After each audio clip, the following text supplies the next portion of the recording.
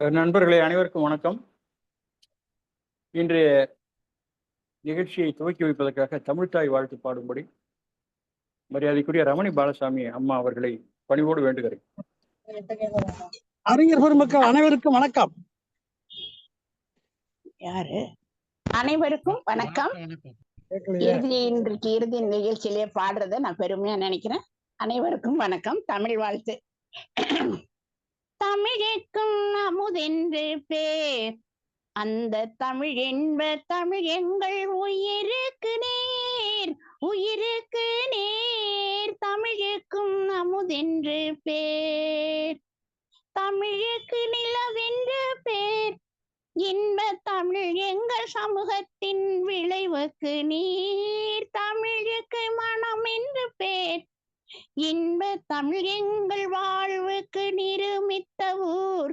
தமிழுக்கு மதுவென்று பேர், தமிழுக்கு மதுவென்று பேர், இன்ப தமிழ் எங்கள் உரிமை பயிருக்கு வேர், பயிருக்கு வேர். தமிழுக்கும் அமுதென்று பேர், தமிழ் எங்கள் இளமைக்கு பால், தமிழ் எங்கள் இளமைக்கு பால். இன்ப தமிழ் நல்ல புகழ் மிக்க புலவர்க்கு மேல், புலவர்க்கு மேல். தமிழ் எங்கள் உயர்வுக்கு வான், இன்ப தமிழ் எங்கள் அசதிக்கு சுடர் தந்த தேன். தமிழ் எங்கள் உயர்வுக்கு வான், இன்ப தமிழ் எங்கள் அசதிக்கு சுடர் தந்த தேன். தமிழுக்கும் அமுதென்று பேர், தமிழ் எங்கள் அறிவுக்கு தோல். இன்ப தமிழ் நல்ல கவிதைக்கு வைரத்தின் வாழ், வைரத்தின் வாழ். தமிழ் எங்கள் பிறவிக்கு தாய், இன்ப தமிழ் எங்கள் வளமிக்க உளமுற்றத்தி. தமிழ் எங்கள் பிறவிக்கு தாய், இன்ப தமிழ் எங்கள் வளமிக்க உளமுற்றத்தி. தமிழுக்கும் அமுதென்று பேர், அந்த தமிழ் இன்ப தமிழ் எங்கள் உயிருக்கு நேர், உயிருக்கு நேர். தமிழுக்கும் அமுதென்று பேர். வணக்கம்.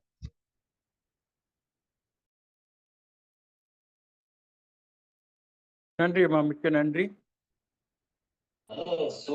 இன்றைய நிகழ்ச்சிக்கு இங்கே வருகை தந்திருக்கிற வெளி இலக்கிய மேடையினுடைய நிறுவனர் ஐயா KG ராஜேந்திர பாபு அவர்களே, முனைவர் தங்கப்பாண்டியன் அவர்களே, தமிழ் வாழ்த்து பாடிய ரமணி பாலசாமி அம்மா அவர்களே, கவித்தேனி வசந்தகுமார் ஐயா அவர்களே, கனக சபாபதி ஐயா அவர்களே, பானுமதி கிருஷ்ணகுமார் அம்மா அவர்களே, பொதிகை மு செல்வராசன் ஐயா அவர்களே, ராஜா ராமலிங்கம் ஐயா அவர்களே, சாந்தா அம்மா அவர்களே, முனைவர் சரஸ்வதி அம்மா அவர்களே, ஐயா மெய்யப்பன் அவர்களே, ஜெயரமணி அம்மா அவர்களே, RC குமரன் ஐயா அவர்களே, ஜெயசக்தி அம்மா அவர்களே, ஐயா பால்பாண்டி அவர்களே, ஐயா பொன் வேலுமயில் ஐயா அவர்களே, உங்கள் அத்தனை பேரையும் இந்த 141வது நிகழ்ச்சிக்கு வருகை தந்திருக்கிற உங்கள் அத்தனை பேரையும் வருக வருக என்று வரவேற்கிறோம். அம்மா உலகம்மா அவர்களும் நம்மோடு இணைந்திருக்கிறார்கள், அவரையும் வரவேற்கிறோம். இனி வரவேற்கிற அத்தனை நண்பர்களையும் அன்போடு வரவேற்கிறோம். அடுத்த நிகழ்ச்சியாக இந்த வெள்ளி இலக்கிய மேடையினுடைய வாழ்த்து பாடல் ஒன்றை நான் இங்கே ஒளிபரப்புகிறேன். அந்த பாடலை எழுதியது ஐயா கூமாப்பா கபிலன் அவர்கள், பாடியிருப்பது ஹைதராபாத்திலிருந்து ரவிசங்கர் அவர்கள்.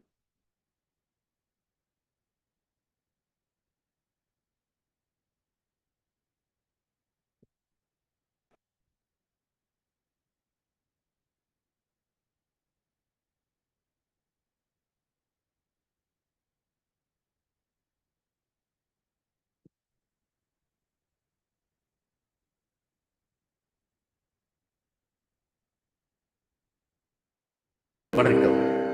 வெள்ளி இலக்கிய மேடை வாழ்த்து பாடல். இந்த பாடலை எழுதியவர் எங்கள் அன்பு திரு கூமாப்பா கபிலன் அவர்கள். இந்த பாடலை பாடிக்கொண்டிருப்பது ஹைதராபாத்திலிருந்து ரவிசங்கர்.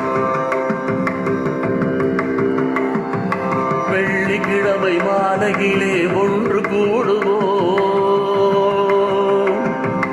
வெள்ளிக்கிழமை மாலையிலே ஒன்று கூடுவோம், வெள்ளி இலக்கிய மேடையிலே நின்று பாடுவோம். வெள்ளிக்கிழமை மாலையிலே ஒன்று கூடுவோம், வெள்ளி இலக்கிய மேடையிலே நின்று பாடுவோம். நல்ல தமிழ் இலக்கியத்தை நாமும் பாடுவோம். நல்ல தமிழ் இலக்கியத்தை நாமும் பாடுவோம். துள்ளி ஓடு புள்ளி மானாய் நாளும் ஆடுவோம்.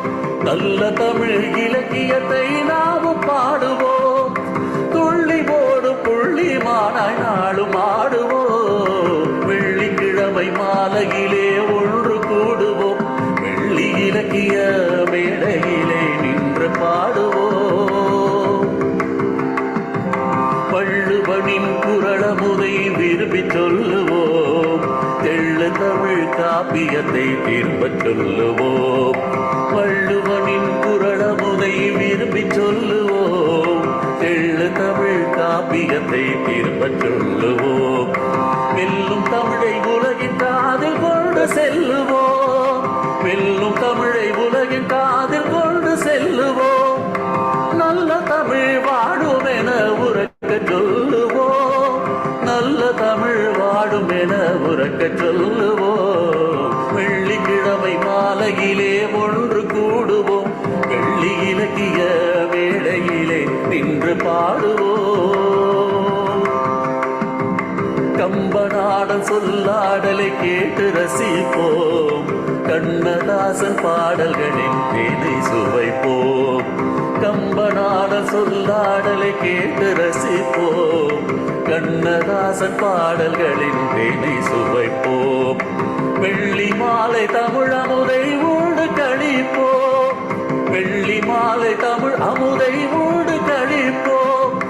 முல்லை மலர் தமிழ் கடலில் ஒத்து குளிப்போம். முல்லை மலர் தமிழ் கடலில் ஒத்து குளிப்போம். வெள்ளிக்கிழமை மாலையிலே ஒன்று கூடுவோம். வெள்ளி இலக்கிய மேடையிலே நின்று பாடுவோம். வெள்ளிக்கிழமை மாலையிலே ஒன்று கூடுவோம். வெள்ளி இலக்கிய மேடையிலே நின்று பாடுவோம்.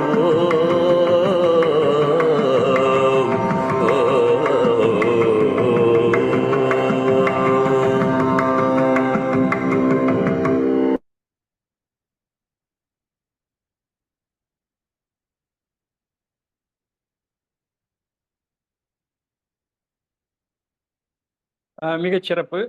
அருமையான ஒரு பாடலை எழுதி கொடுத்த ஐயா கவிஞர் கூமப்பா கபிலன் அவர்களுக்கும்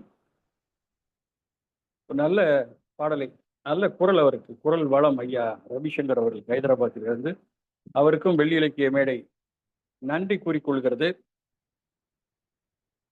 நண்பர்களே, இன்று கிட்டத்தட்ட 1.5 ஆண்டுகளாக நடந்து வந்த கம்ப ராமாயண ஒரு தொடர் சொற்பொழிவு நிகழ்ச்சி இன்றோடு நிறைவேறுகிறது என்று நினைக்கிற போது கொஞ்சம் துக்கமாகவும், இனி எப்பொழுது பேசப் போகிறோம் என்று ஒரு ஏக்கமாகவும், ஒரு இரு உணர்வுகள் கலந்த ஒரு நிலை. இவ்வளவு நாட்கள் நடந்த இந்த கம்பராமாயணத்தை வெற்றிகரமாக முடித்ததற்கு பல சான்றோர்கள் காரணமாக இருந்திருக்கிறார்கள். இங்கே வரக்கூடிய நண்பர்கள் அத்தனை பேரையும் நாங்கள் பேச வைத்திருக்கிறோம். அதுதான் இந்த வெள்ளி இலக்கிய மேடையினுடைய ஒரு சிறப்பு. ஏதோ ஒரு நபர் மட்டும் அமர்ந்து கொண்டு இங்கே ஒரு இலக்கியத்தை பேசுவது என்று இல்லாமல், ஆர்வம் உள்ள அத்தனை பேரையும் அழைத்து அவர்களை நாங்கள் இங்கே பேச வைத்தோம் என்பது எங்களுக்கு பெருமையாக இருக்கிறது. இந்த 1.5 ஆண்டுகளாக கம்பராமாயணத்தை பற்றி ஒரு தலைவர் என்ற பொறுப்பிலேயோ அல்லது சொற்பொழிவாளராகவோ இருந்து பேசியவர்கள் அந்த பட்டியலை பார்க்கிற போது ஐயா KG ராஜேந்திர பாபு அவர்கள், நான், ஐயா பொன் வேலுமயில் அவர்கள் எப்பொழுது அழைத்தாலும் கம்பனை பற்றி பேசுவதற்கு கசக்கவா செய்யும் என்று உடனடியாக சம்மதித்து விடுவார். அம்மா உலகம்மாள் அவர்கள், முற்போக்கு எழுத்தாளர் சங்கத்தினுடைய தூத்துக்குடி மாவட்டத்தினுடைய ஒரு செயலாளர் ஐயா சங்கரலிங்கம் அவர்கள் மிகச்சிறந்த பேச்சாளர். நெல்லையிலிருந்து சேரை பாலகிருஷ்ணன் அவர்கள், அவரும் நல்ல பேச்சாளர், அவரும் இங்கே உரையாற்றி இருக்கிறார். நெல்லை சடகோபன் அவர்கள், அவரும் உரையாற்றி இருக்கிறார். நம்மோடு இணைந்து கொண்டிருக்கிற பல ஆலோசனைகள் நமக்கு சொல்லுகிற, இலக்கியத்தை பற்றி பேசுகிற காவு கிருஷ்ணமூர்த்தி ஐயா அவர்கள், அம்மா பானுமதி கிருஷ்ணகுமார் அவர்கள், தேன்மொழி அம்மா அவர்கள், ஐயா சீனி ரவி பாரதி அவர்கள், முனைவர் செந்தில்குமார் அவர்கள், முனைவர் சரஸ்வதி அம்மா அவர்கள், முனைவர் கீதா காரைக்குடியிலிருந்து ராமசாமி கல்லூரியிலே பணியாற்றி கொண்டிருக்கிறார், கீதா அம்மா அவர்கள், தேசாபிமானன் ஐயா அவர்கள், தமிழ் இயலன் ஐயா அவர்கள், இணையத்தின் இதயம் என்று கூறக்கூடிய தமிழ் இயலன் ஐயா அவர்கள், திருவை பாபு அவர்கள், தும்பி இலக்கிய அமைப்பினுடைய நிறுவன தலைவர் ஐயா ஞான வடிவேல் அவர்கள், அந்தமான் கிருஷ்ணமூர்த்தி ஐயா அவர்கள், அந்தமான் ஐயா ராஜு அவர்கள், ஏரிக்கரை இலக்கிய வட்டத்தினுடைய நிறுவன தலைவர் ஐயா ஹரி கோபாலகிருஷ்ணன் அவர்கள், பொள்ளாச்சி கம்பன் கழகத்தினுடைய செயலாளர் ஐயா பொள்ளாச்சி சண்முகானந்தம் அவர்கள், நாவல் ஆசிரியை அம்மா ஜெயசக்தி அவர்கள், இள சாந்தா அவர்கள், கவிஞர் அமுத பாண்டியன் ஐயா அவர்கள், கவிஞர் லிங்கராசா அவர்கள், சாதாரண கவிஞர் அல்ல, இப்போ கவி மாமணி மற்றும் சரித்திர நாவலாசிரியர் ஐயா லிங்கராசா அவர்கள், முனைவர் கமலா நேரு அவர்கள், கவிஞர் அமிர்தா அவர்கள், கவிஞர் சமுக்கி நெல்லையிலிருந்து அவரும் இங்கே உரையாற்றினார், கவிஞர் பிரபாவதி அம்மா ஹைதராபாத்திலிருந்து அவரும் நம்முடைய மேடையிலே உரையாற்றி இருக்கிறார், கவி மாமணி புதிய செல்வராஜ் ஐயா எப்பொழுது அழைத்தாலும், உரையாற்ற அழைத்தாலும் சரி அல்லது நெறியாழ்கை செய்வதற்கானாலும் சரி, உடனடியாக வந்து எங்களோட ஒத்துழைப்பு தந்து சிறப்பாக அந்த நிகழ்ச்சிகள் நடப்பதற்கு உறுதுணையாக இருந்தவர் ஐயா புதிய செல்வராஜ் அவர்கள், முனைவர் மேரி ரோஸ்லின் அவர்கள், நெல்லையில் இருந்து கவிஞர் முத்துவேல் மிகச்சிறந்த பேச்சாளர்,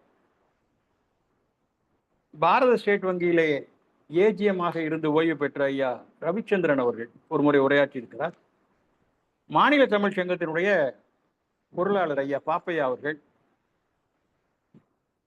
இவர்கள் அத்தனை பேருக்கும் வெள்ளி இலக்கிய மேடை நன்றி சொல்ல கடமைப்பட்டிருக்கிறது.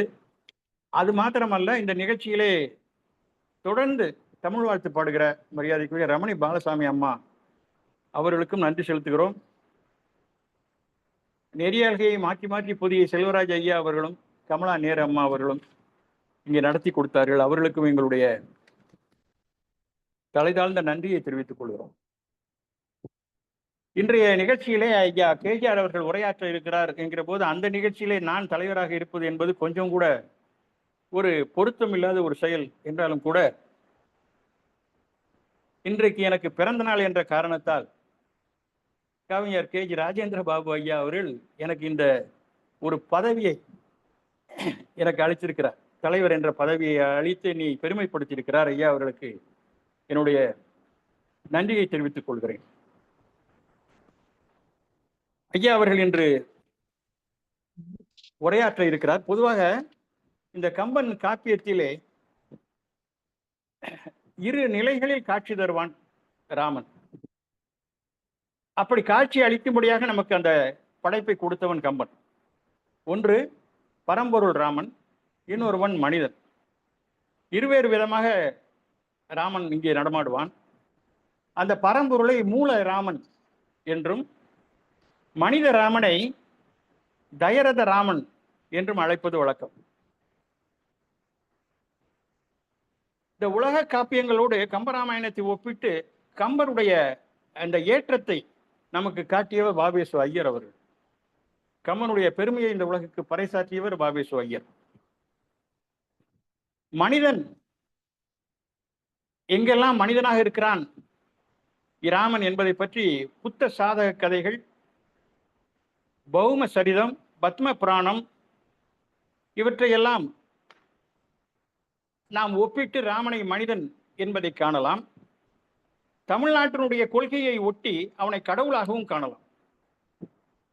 இந்த இரு நிலைகளிலும் ராமன் எவ்வாறு சிறப்புற்று விளங்குகிறான் என்பதை பார்க்க வேண்டும் என்பதை நாம் தெரிந்து கொள்ள வேண்டும் என்று சொன்னால், அல்லது இன்றைய தலைப்புப்படி ராமனை நடையில் நின்றுயர் நாயகன் என்று நாம் அழைப்பது ஏன் என்று நமக்கு தெரிய வேண்டுமானால், இந்த காப்பியத்தில் ராமன் யாரோடெல்லாம் கலந்து அவன் வாழ்கிறான் என்பதை பற்றியும், உறவு அல்லது நட்பு அவனுக்கு யாரோடெல்லாம் இருக்கிறது என்பதையும், அவர்களோடு அவன் பழகுகிற போது அவனுடைய வெளிப்படுகிற அவனுடைய குணாதிசயங்கள் என்னென்ன என்று நாம் பார்த்தோமானால், இந்த நடையில் நின்றுயர் நாயகன் என்ற ஒரு பட்டம், ஒரு விருது அவனுக்கு பொருத்தமா என்பதை நாம் காண முடியும். அப்படி காண வேண்டுமானால் மக்களோடு ராமன் எப்படி பழகுகிறான், தந்தையோடு ராமன் எப்படி பழகுகிறான், தாயரோடு ராமன் எப்படி பழகுகிறான், தம்பியரும் ராமனும் அந்த உறவு நிலை எப்படி இருந்தது, உடன்பிறவா தம்பியரும் ராமனும் அந்த உறவு எப்படிப்பட்டது, இந்த கதையினுடைய முக்கியமான கதாபாத்திரமான ராவணனுடைய தம்பி வீடன் அவனோடு எப்படி பழகுகிறான் ராமன், சீதைக்கும் ராமனுக்கும் எப்படிப்பட்ட உறவு இருந்தது, சுக்ரீவனுக்கும் ராமனுக்கும் எப்படிப்பட்ட உறவு இருந்தது, நட்பு இருந்தது, அனுமனும் ராமனும் எப்படி இருந்தார்கள் என்பதை பற்றியெல்லாம் நாம் கண்டுகொண்டால் இந்த நடையில் நின்றுயர் நாயகன் என்ற அந்த விருதுக்கு அவன் தகுதியானவன் தானா என்பதை நம்மால் காண முடியும். இந்த அளவோடு நான் நிறுத்திக் கொள்கிறேன். நான் விரிவாக எதையாவது சொல்லி ஐயாவுடைய நான் என்ன சொன்னாலும் ஐயா அவர்கள் வித்தியாசமான ஒரு கோணத்திலே பேசுவார் என்றாலும் கூட மறந்தும் கூட எதையும் தொடக்கூடாது என்ற கவனமாக இருக்கிறேன். அப்படிப்பட்ட ஒரு அருமையான ஒரு உரையை இன்று தர இருக்கிறார் நம் மரியாதைக்குரிய கேஜி ராஜேந்திர பாபு ஐயா அவர்கள். ஐயா அவர்களை பற்றி திரும்ப திரும்ப நான் சொல்வது என்பது அவருக்கே வர வர கொஞ்சம் சலிப்பு தட்டுகிறது. இருந்தாலும் கூட முறைமை என்று ஒன்று உள்ளது என்று கோசலை சொல்வது போல ஒரு முறைமை என்று ஒன்று இருக்கிற காரணத்தால் ஐயா அவர்கள் தமிழ்நாடு முழுவதும் பல பட்டிமன்றங்களிலே 25 பட்டிமன்றங்களின் தலைவராக இருந்தவர். தமிழ்ச்சேனி மோகனுடைய தலைமையிலே மதுரையும் அதனுடைய சுற்றுப்புறத்தில் இருக்கக்கூடிய அத்தனை ஊர்களிலும் 200 பட்டிமன்றங்கள் வரை ஐயா உரையாற்றி இருக்கிறார்கள். யாருடைய தலைமையில் என்று கேட்டால் வியந்து போகும். அவ்வை நடராசன் அவர்கள், வார்த்தை சித்தர் வலம்புரி ஜான் அவர்கள், ராமலிங்கம் ஐயா அவர்கள், சபேசன் அவர்கள், கம்பபாரதி இலங்கை ஜெயராஜ் அவர்கள், இத்தனை பேர் தலைமையிலும் ஐயா உரையாற்றி இருக்கிறார்கள். நிறைய நூல்கள் எழுதியிருக்கிறார். ஒளித்தூரல்கள், முயற்சி உடையார் வளர்ச்சி அடைவார் என்கிற கட்டுரை நூல், காலந்தோறும் கண்ணதாசன் என்ற புகழ்பெற்ற நூலை எழுதி அத்தனையும் விற்று தீர்ந்து விட்டது என்பது அவருக்கு ஒரு பெருமையை சாற்றுகிறது. அந்த காலந்தோறும் கண்ணதாசன் என்ற நூலை பாராட்டி கண்ணதாசன் விஸ்வநாதன் அறக்கட்டளை கவியரசர் விருதாளர் என்ற ஒரு விருதையும் அளித்து பொற்கிளியையும் அவருக்கு அழைத்து பெருமைப்படுத்தினார்கள். ஐயா அவர்கள் இந்த வெளி இலக்கிய மேடை மாத்திரமல்லாமல் அம்மா ஜெய்சக்தி அவர்களோடு இணைந்து இலக்கிய தேன்சாரல் என்ற ஒரு அமைப்பையும் நடத்தி வருகிறார்.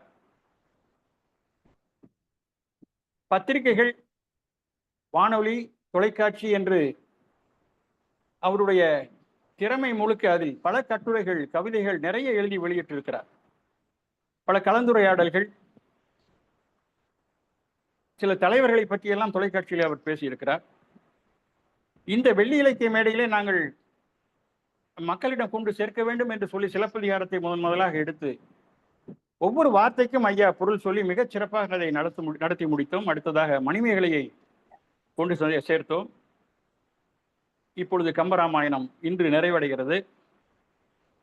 ஐயா அவர்களுக்கு கோதண்டராமன் நினைவு பரிசு ஒன்றை சென்னை கம்பன் கழகம் அளித்து பெருமைப்படுத்தினார்கள்.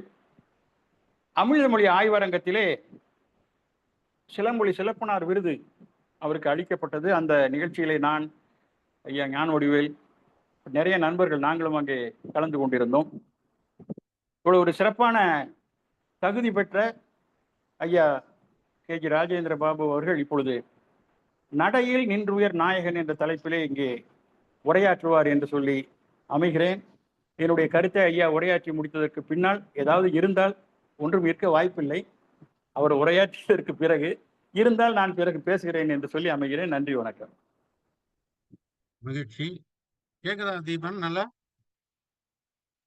சார், நல்ல கேக்குது சார். ஓகே. வெள்ளி இலக்கிய மேடையின் 141வது நிகழ்ச்சி. இந்த நிகழ்ச்சிக்கு தமிழ் தாய் வாழ்த்து பாடிய, வழக்கம் போல் இனிமையாக பாடியிருக்கின்ற ரமணி பாலசாமி அம்மையார் அவர்களுக்கும், தலைமை பொறுப்பேற்று நடத்தி கொண்டிருக்கின்ற நல்ல தீபன் அவர்களுக்கும் இங்கே வருகை தந்திருக்கின்ற இலக்கிய சான்றோர்களுக்கும் என்னுடைய வணக்கத்தை நான் தெரிவித்துக் கொள்கிறேன். இன்று பிறந்தநாள் விழா காண்கின்ற நெல்லை தீபன் அவர்களுக்கு வெள்ளி இலக்கிய மேடையின் சார்பாக என்னுடைய வாழ்த்துக்களை நான் தெரிவித்துக் கொள்கின்றேன். வளமோடு நலமோடு என்றும் வாழ்க என்று என்னுடைய வாழ்த்துக்களை நாம் தெரிவித்துக் கொள்கின்றோம். தீபன் அவர்கள் குறிப்பிட்ட மாதிரி 1.5 ஆண்டு காலமாக கம்பராமாயணத்தை நாம் பேசிக் கொண்டிருக்கிறோம்.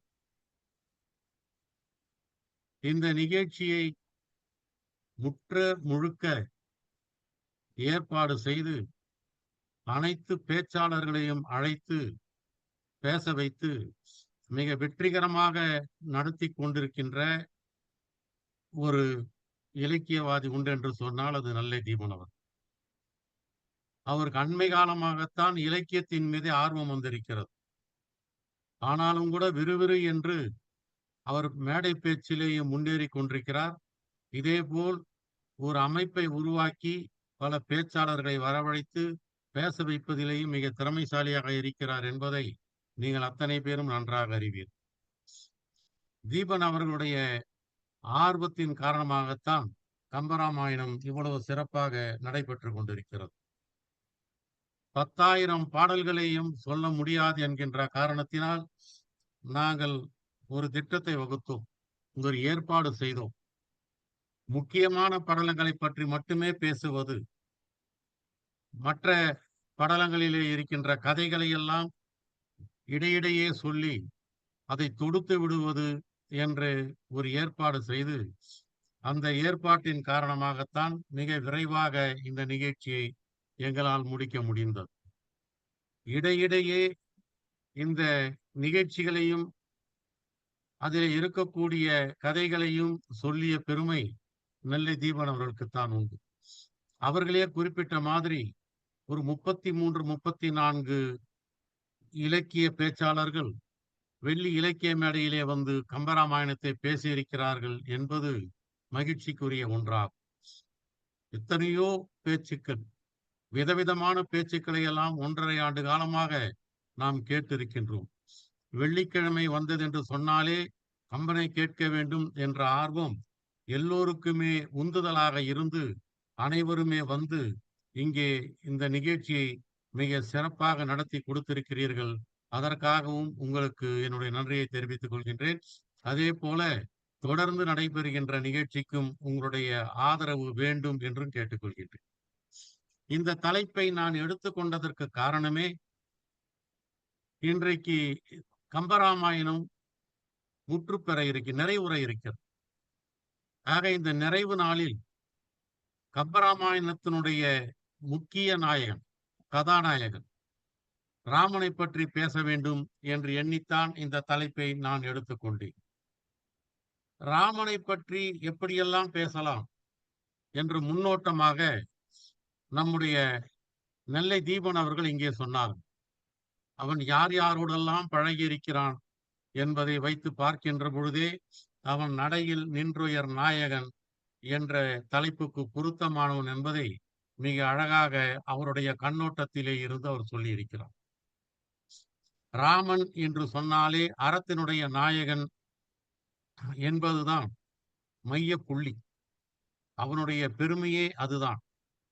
இங்கே தீபன் பேசுகின்ற பொழுது கூட சொன்னார், மூலராமன், தசரதராமன் இந்த இரண்டையும் இணைத்து கம்பன் கொடுத்திருக்கிறான் என்று குறிப்பிட்டிருப்பார். வான்மீகி நாரதரிடம் கேட்கின்றான், மிக உயர்ந்த மாமனிதன் யாராவது இருந்தால் சொல்லுங்கள் என்று கேட்ட பொழுது, அப்பொழுது வால்மீகி என்னென்ன கேட்கிறார்? அறத்தினுடைய நாயகனாக, நன்றி உள்ளவனாக, விரதம் இருப்பவனாக, உண்மையை பேசுபவனாக இருக்க வேண்டும். இப்படிப்பட்ட மனிதனை எனக்கு சொல்ல வேண்டும் என்று சொன்ன பொழுது, கோசலை மைந்தன் ராமன் இருக்கிறான் என்று நாரதன் சொன்னதாக சொல்லுவார். அது மனித ராமனை வால்மீகி காட்டியது. ஆழ்வார்கள் ராமனை பரம்பொருளாக காட்டியிருக்கிறார்கள். ஆக வால்மீகியினுடைய மனித ராமனையும் வாங்கி கொண்டு ஆழ்வார்களுடைய பரம்பொருளையும் ஆழ்ந்து படித்து அதில் இருந்து எடுத்துக்கொண்டு பரம்பொருள், மனிதன் என்ற 2 பாத்திரத்தையும் ஒன்றாக சேர்த்து கம்பன் கொடுத்த பாத்திரம்தான் ராமனுடைய பாத்திரம் என்று அறிஞர்கள் சொல்லுவார். 2ஐயும் ஒரு சேர கொடுத்த ஒரு காவியம் உண்டென்று சொன்னால் அது கம்பராமாயணம். இந்த ராமாயணத்தில் ராமனுக்கு கொடுக்கப்பட்ட அடைமொழி, எவ்வளவோ அடைமொழிகளை கம்பன் கொடுத்திருக்கிறான் என்றாலும் கூட ஆரம்பத்திலே கொடுத்திருக்கின்ற அடைமொழி நடையின் நின்றுயர் நாயகன் என்ற அடைமொழி. அதை அவன் பாயிரத்திலேயே எழுதியிருக்கிறான்.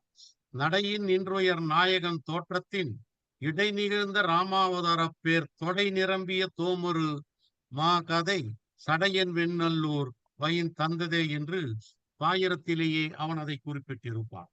இடை நிகழ்ந்த ராமாவதாரம் என்று சொன்னதற்கு காரணமே பரசுராமனுக்கும் பலராமனுக்கும் இடையிலே பிறந்தவன் ராமன் என்கின்ற காரணத்தினால் இடை நிகழ்ந்த ராமாவதாரம் என்று கம்பன் அங்கே குறிப்பிட்டிருப்பான்.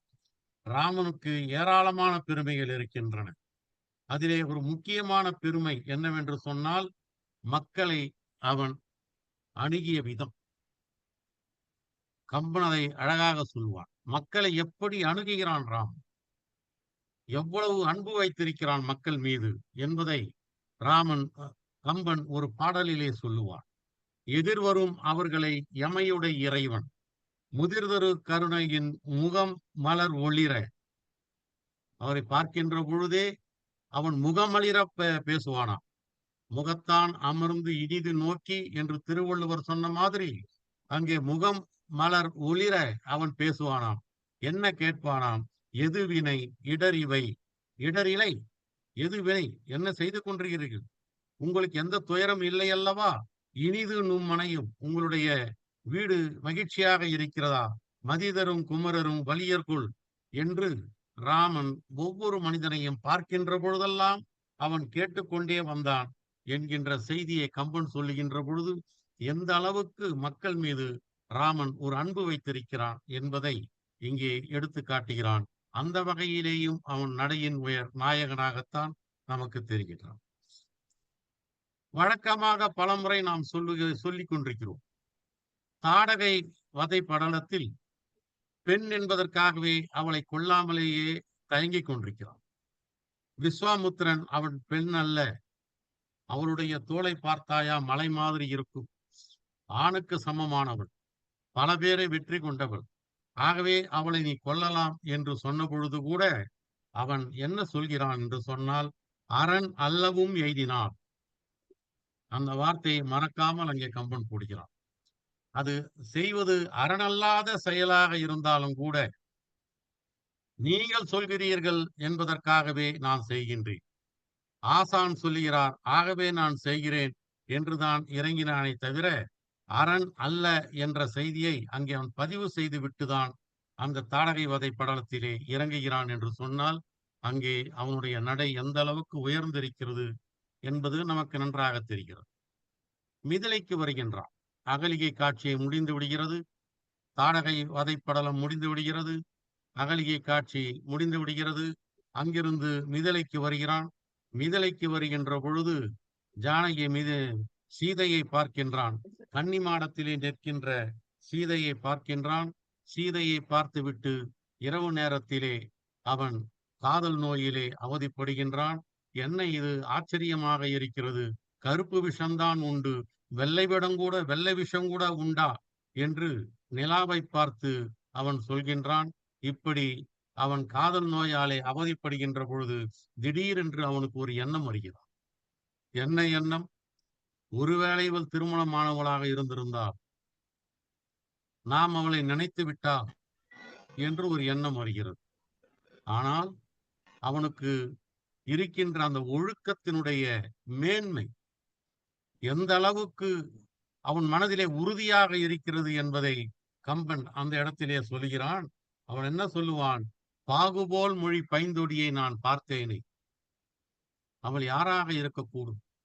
திருமணமானவளாக இருக்கக்கூடுமா என்று எண்ணுகிற பொழுது அவன் உறுதியாக நினைக்கின்றான், இல்லை இல்லை, அவள் கன்னியாகத்தான் இருக்க வேண்டும். ஏன் தெரியுமா? ஏகும் நல்வழி, என்னுடைய மனசு நல்ல வழியிலேதான் செல்லும். அல்வழி என் மனம் போகாது, கெட்ட வழியிலே என்னுடைய மனம் போகாது. பாகுபோல் மொழி பைந்தொடி கன்னியே ஆகும், அவள் கன்னியாகத்தான் இருப்பாள், வேறு இதற்கு ஐயுறவே இல்லை என்று அழுத்தம் திருத்தமாக சொல்கிறான். கொஞ்சம் கூட சந்தேகமே பட வேண்டாம். ஏனென்றால் அவள் கன்னியாக இல்லாவிட்டால் என்னுடைய மனம் அந்த இடத்திலே செல்லவே செல்லாது என்ற ஒரு உறுதியான ஒழுக்கம் அவனிடத்திலே இருக்கிறது என்பதை பார்க்கின்ற பொழுது ஒழுக்க நெறியிலே அவன் எவ்வளவு உறுதியாக இருந்திருக்கிறான் என்பதை நம்மால் பார்க்கின்ற பொழுது நடையின் நின்றுயர் நாயகன் என்று நாம் சொல்ல தோன்றுகிறது. எல்லோருக்குமே தெரிந்த கதைதான். தசரதன் ஒரு நரைமுடியை பார்த்துவிட்டு ராமனுக்கு முடிசூட்டுகிறான். முடிசூட்டுகின்ற பொழுது கூட ராமனை கேட்கின்றான், நான் சொல்வதை நீ ஏற்றுக்கொள்ள வேண்டும், தட்டக்கூடாது என்று சொல்கின்றான். அதற்கு பின்புலம் நிறைய இருக்கிறது. பரதனுக்கு இந்த ஆட்சி உரியது என்கின்ற கதையெல்லாம் நிரம்ப இருக்கின்றது. ஆகவே நீ அதை ஏற்றுக்கொள்ள வேண்டும் என்று சொல்லுகின்ற பொழுது காதல் உற்றிலன் இழந்திலன் என்று அங்கேயும் சொல்லுவார். நாட்டை ஆளவா என்கின்ற பொழுதும் காட்டை ஆள போ என்கின்ற பொழுதும் செந்தாமரை போல் அவனுடைய திருமுகம் இருந்தது என்று சொன்ன கம்பன் அதற்கு முன்பேயே சொல்கின்றான், அந்த காதல் உற்றிலன் இகழ்ந்திலன், அவனது இகழவும் இல்லை, அதை ஏற்கவும் இல்லை என்று அவன் சொல்கின்றான். ராமனுக்கு பட்டா முடிசூட்டப் போகிறார்கள் என்பது கேட்ட உடனேயே மக்கள் எல்லாம் பூரிப்படைகிறார். ஏன் பூரிப்படைகிறார்கள் என்று எண்ணி பார்க்கின்ற பொழுதுதான் ராமனுடைய பெருமை நமக்கு தெரிகின்றது. மக்கள் சொல்கிறார், என்ன சொல்கிறார்கள்? பாவமும் அருந்துயரும் வேர்பறியும் என்பார். பாவம் போய்விடும், அருந்துயரம் போய்விடும். போய்விடும் என்றா சொன்னார்கள்? வேரே பறித்து தூக்கி எறிந்து விடுவான் என்று சொன்னார்கள். இனிமேல் அந்த வேர் விடாது, கிளைக்கவே கிளைக்காது என்று சொல்லியது மட்டுமல்ல, அடுத்து சொன்ன வரி அதுதான் மிக அற்புதமான வரி. பூ வளையம் பூமியானது இன்று தனி அன்று பொது. இந்த பூமியானது ராமன் முடிசூட்டி கொண்டான் என்று சொன்னால் அது அவனுக்கு உரியதல்ல, எல்லா மக்களுக்கும் உரியது என்று அந்த ஒரு வரி என்பது ராமனுடைய பெருமையை பேசக்கூடிய வரியாக இருக்கிறது. இந்த ஒரு வரியை கடைசியிலே கொண்டு வந்து வைப்பான் கம்பன். அதை நாம் கடைசியிலே பார்ப்போம். உங்களுக்கெல்லாம் தெரியும், அவன் பட்டமாய் சூட வேண்டும் என்ற பொழுது கைகை இடத்திலே கூனி வருகிறார். இங்கேதான் ராமனுடைய பெருமை நமக்கு நன்றாக விளங்குகிறது. ராமனை பயந்த எனக்கு என்னம்மா குறை என்று கைகேயை சொல்கிறார். ராமனை வளர்த்தவளே கைகேயி தான். அப்படிப்பட்ட கைகேயினுடைய மனத்தையே கூனி மாற்றி விடுகிறார். மாற்றிவிட்டு தசரதனிடத்திலே, ஏற்கனவே நீ சொல்லி இருந்தாய் அல்லவா 2 வரங்கள் வேண்டுமென்று, அந்த 2 வரங்களை கேள் என்று சொல்கிறாள். கைகேயும் 2 வரங்களை கேட்கிறார். என்ன 2 வரங்கள்? ஏய வரங்கள் 2 என் சேய் அரசாள்வது, சீதை கேள்வன் போய் வனமாள்வது என்றான். என்றால் தீயவை யாவினும் தீய சிந்தனையால் என்று ஒரு புதுமையான வார்த்தையை போட்டிருப்பான். தீயவை ஆவினும் தீய சிந்தனையால் என்று போட்ட கம்பன் அங்க 2 வரங்களை அங்கே கேட்கிறான். ராமன் வருகிறான். சுமத்திரன் ராமனை அழைத்து கொண்டு வருகிறான். கைகேயிக்கு முன்னாலே ராமன் நிற்கின்றான்.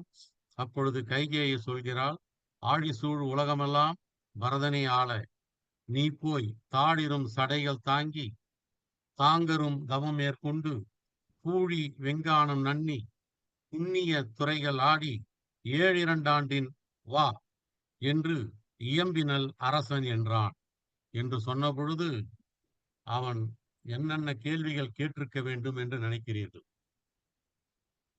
சில கேள்விகளை ராமன் கேட்டிருக்க வேண்டும். என்ன கேட்டிருக்க வேண்டும்? கானகம் போ என்று சொல்கின்றீர்களே தாயே, நான் தவறு செய்திருந்தால் அல்லவா நான் கானகத்துக்கு போயிருக்க வேண்டும். நான் என்ன தவறு செய்தேன், ஏன் கானகத்துக்கு போக வேண்டும் என்ற வினாவை ராமன் கேட்டிருக்க வேண்டும். கோசலை கேட்கிறார். அன்பு இழைத்த மனத்து அரசர்க்கு நீ என் பிழைத்தனை என்று நின்று ஏங்குவாள் என்று கம்பன் கோசலை சொன்னதாக கேட்கிறான். என்ன தவறு செய்தாய், உன்னை ஏன் கானகத்துக்கு அனுப்ப வேண்டும் என்று கோசலை கேட்கிறாள். அந்த கேள்வியை ராமன் கேட்டிருக்க வேண்டும். ஆனால் ராமன் கேட்கவில்லை.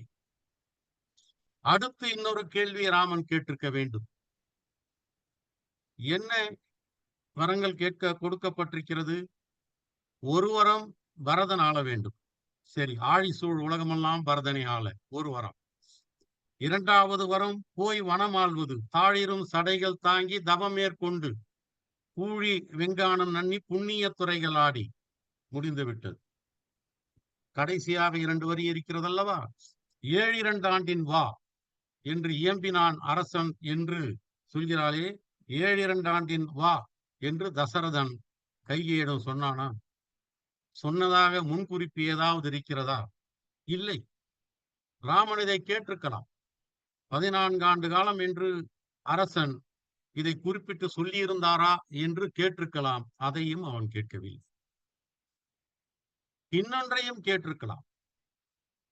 தாயே, அரசன் சொன்னதாக சொன்னீர்கள்.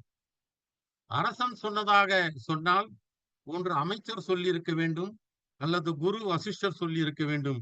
நீங்கள் சொல்கிறீர்களே, நியாயமா என்று கேட்டிருக்க வேண்டும். இன்னொன்றை கூட அவன் மன வருத்தத்தோடு கேட்டிருக்கலாம். உங்கள் 2 பேருக்கும் இடையிலே இருக்கின்ற வரப்பிரச்சனையினாலே என்னை இப்படி காட்டுக்கு அனுப்புகிறீர்களே, நியாயமா என்று கேட்டிருக்கலாம். ஆனால் நண்பர்களே, எந்த ஒரு கேள்வியையும் ராமன் கேட்காமல், மன்னவன் பணி என்றாயில் முன்பணி மறுப்பேனோ, என் பின்னவன் பெற்ற செல்வம் அடியனேன் பெற்றதன்றோ என்ற வரிகளை மட்டுமே சொல்லி எந்த வினாக்களையும் எழுப்பாமல், நியாயமாக எழுப்பப்பட வேண்டிய எந்த வினாக்களையும் எழுப்பாமல், ஒரு சராசரி மனிதனாக இருந்திருந்தால் அந்த கேள்வியெல்லாம் கேட்டிருப்பார்கள். ஆனால் ஒரு மாமனிதனாக இருந்த காரணத்தினால், நடையில் நின்றுயர் நாயகனாக இருந்த காரணத்தினால் எந்த வினாக்களையும் எழுப்பாமல் அதை அப்படியே ஏற்றுக்கொண்டு, மன்னவன் பணி என்றாயில் நும்பணி மறுப்பேனோ என்று அவன் கானகம் செல்ல புறப்பட்டு விட்டான் என்பது அவனை ஒரு நடையின் நின்றுயர் நாயகனாகவே காட்டுகிறார். அவன் புறப்பட்டு போகின்ற பொழுது அவன் மட்டுமா புறப்பட்டு போனான்?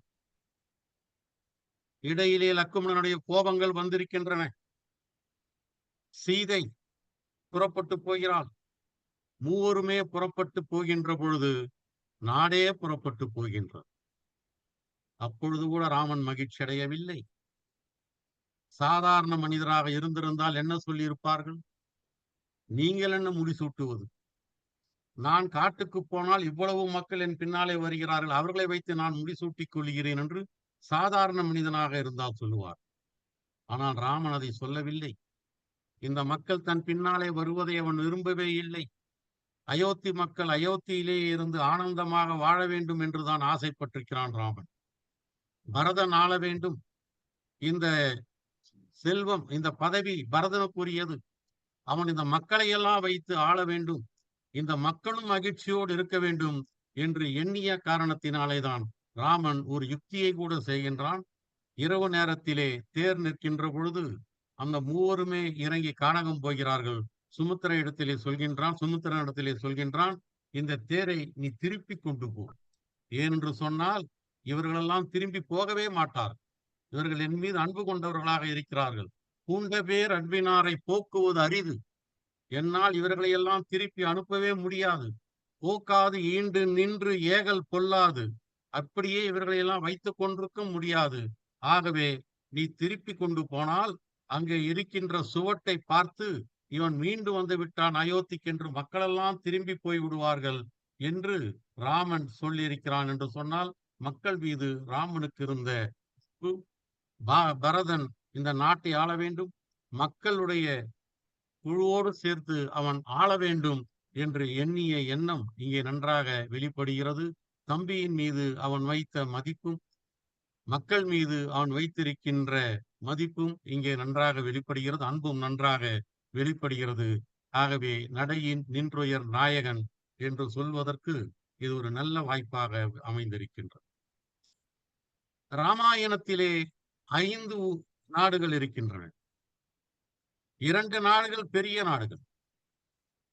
ஒன்று கோசலையினுடைய தலைநகரம்தான் அயோத்தி. இன்னொன்று இலங்கை. மற்ற 3 நாடுகளும் ஒப்பிட்டு பார்க்கின்ற பொழுது சிறிய நாடுகள் தான். மிதிலை, கங்கை, கங்கையிலே குகன் இருக்கிறான், கிஷ்கிந்தா. இப்பொழுது 2 நாடுகளை பார்த்தவன் ராமன். அயோத்தியிலே பிறந்தவன், மிதிலையிலே சீதையை திருமணம் செய்தவன். இப்பொழுது கங்கை கரைக்கு வருகின்றான். வருகின்ற பொழுது குகனை அவன் சந்திக்கின்றான். குகனை சந்திக்கின்ற பொழுது குகன் எந்த அளவுக்கு அன்பை காட்டுகிறானோ அந்த அன்பை அப்படியே ஏற்றுக்கொள்கிறான் ராமன். மீனையும் தேனையும் கொடுக்கின்ற பொழுது அவன் சாப்பிட மாட்டான் என்றாலும் கூட அதை அவன் மதிப்போடு வாங்கிக் கொள்கிறான், அன்போடு வாங்கிக் கொள்கிறான். அதற்கு அவன் சொல்லுகின்ற ஒரு வரி இருக்கிறது பாருங்கள். காலங்காலமாக மனித குலம் இருக்கின்ற வரையிலே நாம் சொல்லக்கூடிய ஒரு வரி, பரிவினின் தழிய எண்ணின் பவித்திரம். பரிவோடு அன்போடு கொடுக்கக்கூடிய இந்த பொருள் ரொம்பவும் பவித்திரமானது, ரொம்பவும் புனிதமானது என்று சொல்லி அவன் அந்த குகனிடமிருந்து அதை வாங்கிக் கொள்கின்ற பொழுது ராமனுடைய பெருந்தன்மை அங்கே வெளிப்படுகிறது. அவன் சாப்பிடவில்லை, அவன் வைத்து விடுகிறான். சாப்பிடுவது போல் எண்ணிக்கொள் என்று அவன் சொல்லிவிடுகின்றான். சீதை அசோகவனத்திலே இருக்கின்ற பொழுது ஒரு நிகழ்ச்சியை நினைத்து பார்க்கிறார். குகனோடு படகிலே போகின்ற பொழுது சீதையையும் இலக்குவனும் ராமன் தம்பி என்றும் குழந்தையாள் என்றும் அறிமுகப்படுத்துகின்ற காட்சியை சீதை அங்கே நினைத்து பார்க்கிறாள் என்று சொன்னால் எந்த அளவுக்கு ராமன் குகன் மீது மதிப்பு வைத்திருப்பான் என்பதை சீதை உணர்ந்து வைத்திருக்கிறாள் என்பது நமக்கு இங்கே நன்றாக தெரிகின்றது. ராமன் பல இடங்களிலே சொல்லுவான். அவன் சொல்லுகின்ற சில வரிகள் எல்லா காலத்துக்கும் பொருந்தக்கூடிய வரிகள். ஏதிலாரும் எளியார் என்றால் அவர் தீது தீர்ப்பது என் சிந்தை கருத்தரோ என்று ஒரு இடத்திலே சொல்வான். அயலார்கள் எளியவராக இருந்தாலும் அவர்களுடைய தீதினை, அவர்களுக்கு நேரக்கூடிய துன்பத்தை தீர்ப்பது என்னுடைய கடமை என்று ராமன் சொல்வதாக சில வரிகள் இருக்கின்றன. அங்கிருந்து கங்கை கரையை புறப்பட்டு விட்டு கிஷ்கிந்தாவுக்கு வருகின்றார். கிஷ்கிந்தா என்பது ஒரு குழப்பமான நாடு. அங்கே அண்ணன் தம்பி தகராறு உச்சக்கட்டத்திலே இருக்கிறது. நீங்கள்லாம் அந்த வரலாற்றை நன்றாக அறிந்திருப்பீர்கள். வாலியும் மாயாவியும் போரிடுகிறார்கள், குகைக்குள்ளே நுழைந்து விடுகிறார்கள். நீண்ட நாட்களாக ஆன பிறகு கூட வாலி வெளியே வரவில்லை என்கின்ற காரணத்தினால் குகையின் வாசலிலே காத்திருந்த சுக்ரீவன் பல பேராலே கட்டாயப்படுத்தப்பட்டு இனிமேல் வாலி வருவதற்கு வாய்ப்பே இல்லை, இந்த அரசை நீ ஏற்றுக்கொள் என்று சொல்கின்றார்கள். ஆகவே அந்த அரசை ஏற்றுக்கொள்கின்றார்கள். அந்த குகையினுடைய வாயிலை அடைத்து விடுகிறார்கள். ஒருவேளை மாயாவி உள்ளே இருந்து வந்து விடுவான் என்கின்ற எண்ணத்தால் அடைத்தார்களோ அல்லது வேறு எந்த காரணத்தினால் அடைத்தார்களோ தெரியவில்லை. குகையை அடைத்து விடுகிறார்கள். வாலி எழுந்து வந்து விடுகிறான். எழுந்து வந்து சுக்ரீவன் ஆட்சியை செய்வதை பார்க்கின்றான். சுக்ரீவன் அந்த நேரத்திலே கூட இது கட்டாயப்படுத்திய காரணத்தினாலே நான் இந்த ஆட்சியை ஏற்றுக்கொண்டிருக்கின்றேன், இது நான் விரும்பி ஏற்கவில்லை என்று அவன் எவ்வளவோ சொல்லியும் கூட அவன் அதை கேட்கவில்லை. அவனை நைய புடைக்கின்றான். வாலி தன்னுடைய ஆற்றலை, வலிமையைத்தான் அங்கே வெளிப்படுத்துகிறான். வாலியாக இருந்தாலும், கிஷ்கிந்தையாக இருந்தாலும், ராவணனாக இருந்தாலும் அறத்தை தாண்டி தன்னுடைய ஆற்றலை, வலிமையைத்தான் அங்கே வெளிப்படுத்தி கொண்டிருக்கிறார்கள். அது மாதிரி வாலியும் சொல்கின்றான். அனுமன் கூட ஒரு இடத்திலே சொல்லுவான், கடல் கடைந்த கையினால் எங்களுடைய உடலை கடைந்து கொண்டிருக்கிறான் என்கின்ற மாதிரி ஒரு வரியை கூட அனுமன் சொல்லியிருப்பான். இப்படி வாலியினுடைய செயல்கள் உக்கிரமமாக இருக்கின்றது. ராமன் சுக்ரீவனுக்கு ஆதரவாக செல்கின்றான். ஆதரவாக சென்று வாலியை கொலை செய்கின்றான். வாலியை மறைந்திருந்து அம்பு விடுகின்றான். வாலியை மறைந்திருந்து அம்பு விடுவது சரியா தவறா என்கின்ற வாதம் இன்று வரை இருந்து கொண்டுதான் இருக்கின்றது.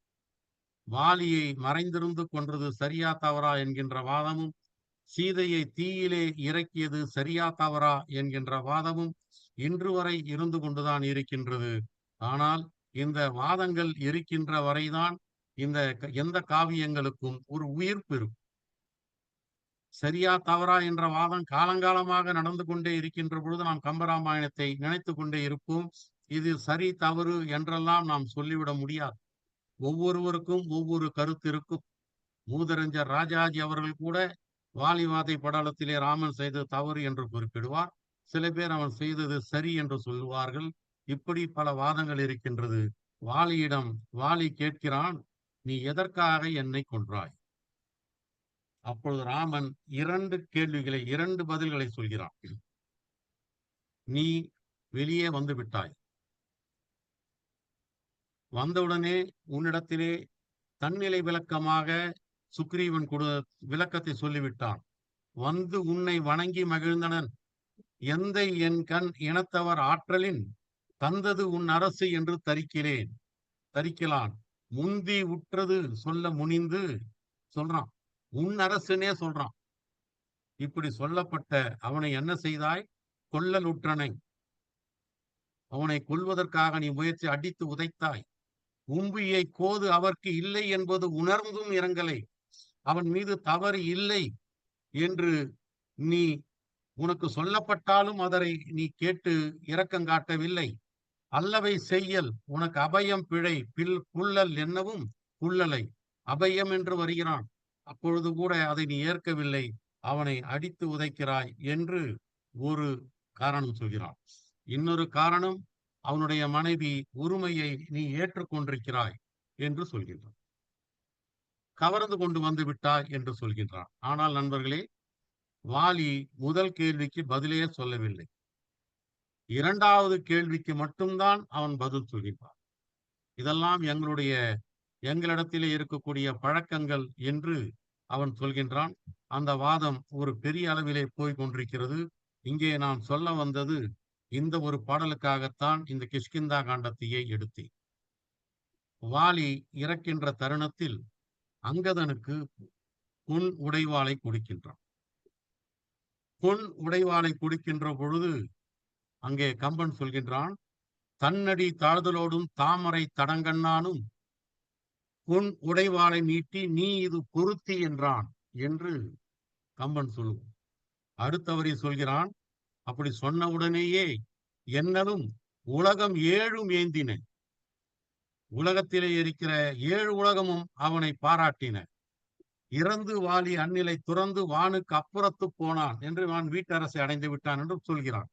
இதிலே இருக்கக்கூடிய முக்கியமான வரி, பொன் உடைவாளை நீட்டி நீ இது பொருத்தி என்றான் என்ற வரியை என்ன பொருள் சொல்கிறார்கள்? இந்த உடைவாளை நீ வைத்துக்கொள் என்று ராமன் அங்கதனுக்கு கொடுத்ததாக பொருள் சொல்கிறார். அடுத்த வரியிலே சொல்கின்ற வரி, என்னலும் உலகம் 7 ஏத்தின. இந்த உடைவாளை வைத்துக்கொள் என்று சொன்னதனாலேயே இந்த உலகம் 7 ராமனை பாராட்டி விடுமா? ஆகவே இதற்கு ஏதோ வேறொரு பொருள் இருக்கிறது என்று ஆசா ஞான சம்பந்தம் அவர்கள் கிஷ்கிந்தா காண்டத்திற்கு முன்னுரை எழுதுகின்ற பொழுது சொல்கிறார். ஆகவே பொருத்தி என்று சொன்னால் வைத்துக்கொள் என்ற பொருள் அல்ல.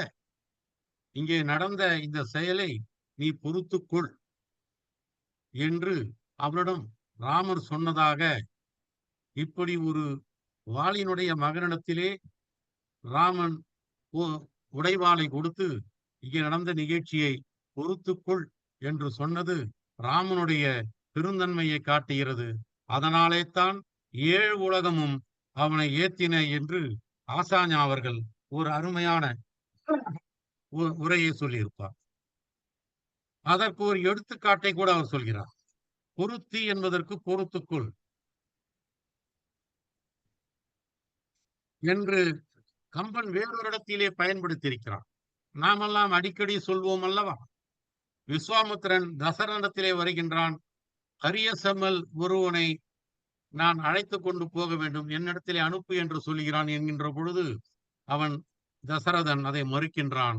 அப்பொழுது விஸ்வாமித்திரனுக்கு கோபம் வருகிறது. கோபம் வருகின்ற பொழுது நீ அதை பொறுத்துக்கொள் என்று வசிஷ்டர் சொல்லுகிற மாதிரி கருத்த மாமுனிக்கு வந்த சினத்தை நீ பொருத்தி என்ற வார்த்தையை அங்கே கம்பன் போட்டிருக்கிறான். அங்கே சொன்ன அந்த பொருத்தி என்ற வார்த்தையை இங்கே நாம் பொருத்தி பார்க்க வேண்டும் என்று ஆசாஞா அவர்கள் ஒரு அருமையான உரையை சொல்கின்றார். அவருடைய உரையினுடைய கண்ணோட்டத்திலே பார்க்கின்ற பொழுது, பொன்னுடை வாளை நீட்டி நீ இது பொருத்தி என்றான் எண்ணலும் ஏழு உலகமும் ஏத்தின என்ற வரியின் மூலமாக நடையின் நின்றுயர் நாயகனாக இங்கே ராமன் நமக்கு தெரிகின்றான். சுக்ரீவனுக்கு பட்டம் சூட்டப்படுகிறது. சுக்ரீவனுக்கு பட்டம் சூட்டுகின்ற பொழுது ராமன் நிறைய அறிவுரைகளை எல்லாம் சொல்கிறான். அவன் அறிவுரையை சொல்லுகின்ற பொழுது வாக்கு மூலமாக ஒரு அறிவுரையை சொல்கின்றான். என்ன சொல்கின்றான்? அங்கேதான் ராமனுடைய பெருந்தன்மை நமக்கு விளங்குகின்றது. சிறியன் என்று இகழ்ந்து நோவு செய்வன செய்யல், யாரையும் சிறியவர்கள் என்று எண்ணி அவர்களுக்கு நோவை நீங்கள் செய்து விடாதீர்கள். தெரியுமா? குறியதாம் மேனியாய கூனியார் ஓவுத்தோலாய் வெறியன் எய்தி நொய்தின் வெந்துயர் கடலின் விழுந்தேன். சாதாரண கூனியின் முதுகிலே நான் உண்டை வில்லை அடித்த காரணத்தினால் என்னுடைய அரசை இழந்துவிட்டு மனைவியை இழந்துவிட்டு நான் இருக்கின்றேன் என்று சொல்லுகின்ற பொழுது அவன் தான் செய்த செயலுக்கு இங்கே வருந்தி தன்னுடைய பெருந்தன்மையோடு தன்னுடைய கருத்தை இங்கே பதிவு செய்கிறான் என்கின்ற வகையிலும் அவன் நடையில் நின்றுயர் நாயகனாகவே இருக்கின்றான். வாலிவதை படலம் சரியா தவறா என்றெல்லாம் நாம் பேசிக் கொண்டிருக்கலாம். பல கருத்தாளர்கள் அது குறித்து வேறு வேறு கருத்துக்களை எல்லாம் சொல்லலாம். ஆனால் ராமனே கூட அது குறித்து ஒரு கருத்து சொல்கிறான். சுக்ரீவன் விருந்து கழைக்கின்ற பொழுது அதை மறுத்து விடுகின்ற ராமன் என்ன சொல்கிறான்?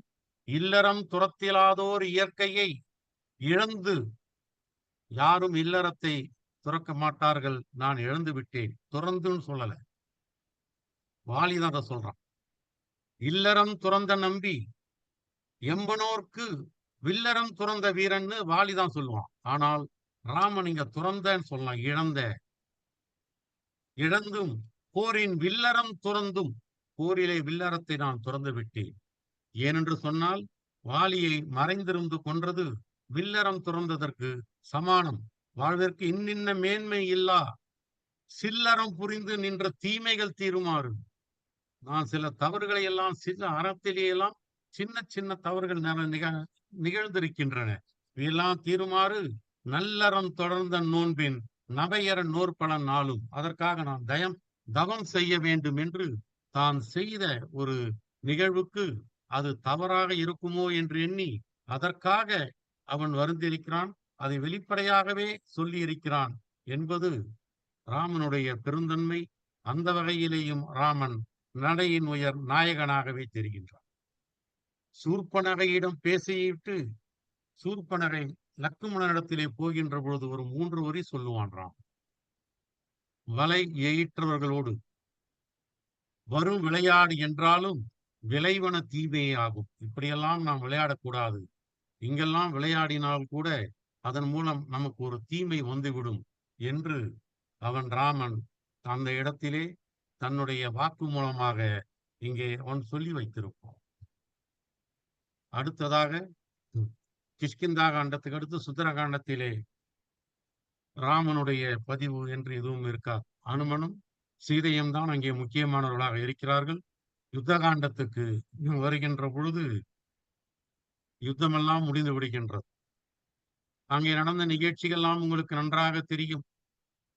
ராவணனே வியந்து போகின்றான். லக்குமணனை பார்த்தே ராமனை வியக்கின்றான். ராமனை பார்த்தல, லக்குமணனை பார்த்து என்னடா இப்படி ஒரு மனிதன், இவ்வளவு போராற்றல் மிக்கவன் என்றெல்லாம் அவன் வியக்கின்றான். அந்த இடத்திலேதான் வீடணன் வருகின்றான். வீடணனை ராமன் ஏற்றுக்கொள்கின்றான். குகனை ஏற்றுக்கொள்கிறான். சுக்ரீவனை ஏற்றுக்கொள்கிறான். 7வது தம்பியாக வீடணனை ஏற்றுக்கொள்கிறான். இந்த 3 பேரையும் அவன் தம்பிகளாக ஏற்றுக்கொள்வது மிக சிறப்புக்குரியதாக கம்பன் காட்டியிருப்பான். இந்த வீடணனை ஏற்றுக்கொண்ட பிறகு ராவணனோடு போர் செய்கின்ற பொழுது உங்களுக்கெல்லாம் தெரிந்த விஷயம்தான்.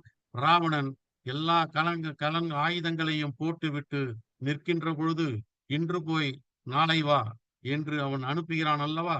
அது மிகப்பெரிய நடையின் நின்றுயர் நாயகனாகத்தான் நமக்கு தெரிகின்றது. அவன் எந்த இடத்திலேயும் அறத்தை அவன் மீறியதாகவே தெரியவில்லை. எல்லா இடத்திலேயும் அவன் அறத்தை ஏற்று அதன் வழியே தான் நடந்து கொண்டிருக்கிறான். எவ்வளவு பெரிய பகைவன் ராவணன் தன்னுடைய மனைவி சீதையை தூக்கி கொண்டு போய்விட்டான். எவ்வளவு தூரம் துயரப்பட்டிருக்கிறான் ராமன். இவ்வளவு துயரங்களுக்கெல்லாம் காரணமான ராவணனை இன்று போய் நாளை வா என்று சொல்லி இருக்கிறான் என்று சொன்னால் அது எவ்வளவு பெரிய பெருந்தன்மை என்பதை காவிய உலகம் நன்றாக அறியும்.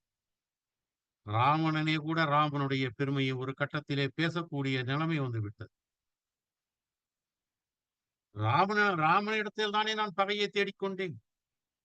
எவ்வளவு நல்ல பகை. அவனை கூட பாராட்டுகிறான் ராமனை. எப்படி பாராட்டுகிறான்? ராமனுடைய புகழ் இருக்கிற வரை என்னுடைய புகழ் இருக்கும். இப்படி சொல்வதன் மூலமாக அவன் ராமனை பாராட்டுகிறான் இல்லையா? இப்படி ராவணனாலேயே பாராட்டப்பட்டவன் ராமன். கடைசி காட்சியாக மீண்டும் விவாதத்துக்குரிய ஒரு காட்சியாக இருப்பது சீதை நெருப்பிலே குளிக்கக்கூடிய காட்சி. இந்த காட்சியை நாம் எப்படி பார்க்க வேண்டும்? இன்றைய கண்ணோட்டத்திலே பார்க்கின்ற பொழுது ராமன் செய்தது சரியா தவறா என்ற வினாக்கள் எழும். ஆனால் அந்த இலக்கிய கண்ணோட்டத்திலே பார்க்கின்ற பொழுது அல்லது இதிகாச கண்ணோட்டத்திலே பார்க்கின்ற பொழுது அதற்கு வேறு வேறு விளக்கங்கள்லாம் கொடுக்கப்பட்டு கொண்டுதான் இருக்கின்றன. சீதை அழைத்து வரப்படுகின்றாள். வீடனன் அழைத்து வருகின்றான். அலங்காரத்தோடு அழைத்து வரப்படுகிறான். வந்தவுடனேயே ராமன் அவளை அதுவரை சீதை கேட்காத பேச்சையெல்லாம் ராமன் பேசுகின்றான். அவளுக்கே கூட ஒரு இடத்தில் வெறுப்பு வந்து விடுகிறது. எவ்வளவு தூரம் என்னுடைய கற்பை நான் காப்பாற்றி வைத்திருந்தேன் என்றெல்லாம் அவள் சொல்ல ஆரம்பித்து விட்டாள். நீயே அதை ஒப்புக்கொள்ளாமல் போய்விட்டாயே என்கிறாள். என்னை பார்க்க வந்தானே அனுமன் என்கின்ற தூதுவன், அவன் என் நிலையை உனக்கு சொல்லவில்லையா என்கிறான். ராமனுக்கு தெரியும். கருத்தாளர்கள் இப்படிதான் சொல்கிறார்கள். ராமனுக்கு தெரியும். ஆனால் அதை ஒரு நாடகமாகவே ராமன் நடத்துகிறான் என்று சொல்கிறான். மாராபா குருசாமி அவர்கள் எழுதியிருக்கிற ஒரு நூலிலே சொல்லுவார், பொன்மானை பிடித்துத்தா என்று கேட்டால் சீதை, இது பொன்மான் அல்ல மாயமான் என்று சொன்ன பிறகு கூட அதை கேட்டால் இது ஒரு தவறு. லட்சுமணன் நான் போய் பிடித்து தருகிறேன் என்று சொன்னான். இல்லை இல்லை நாயக நீயே நல்கலை போலும் என்று கேட்கிறாள். இது இரண்டாவது தவறு.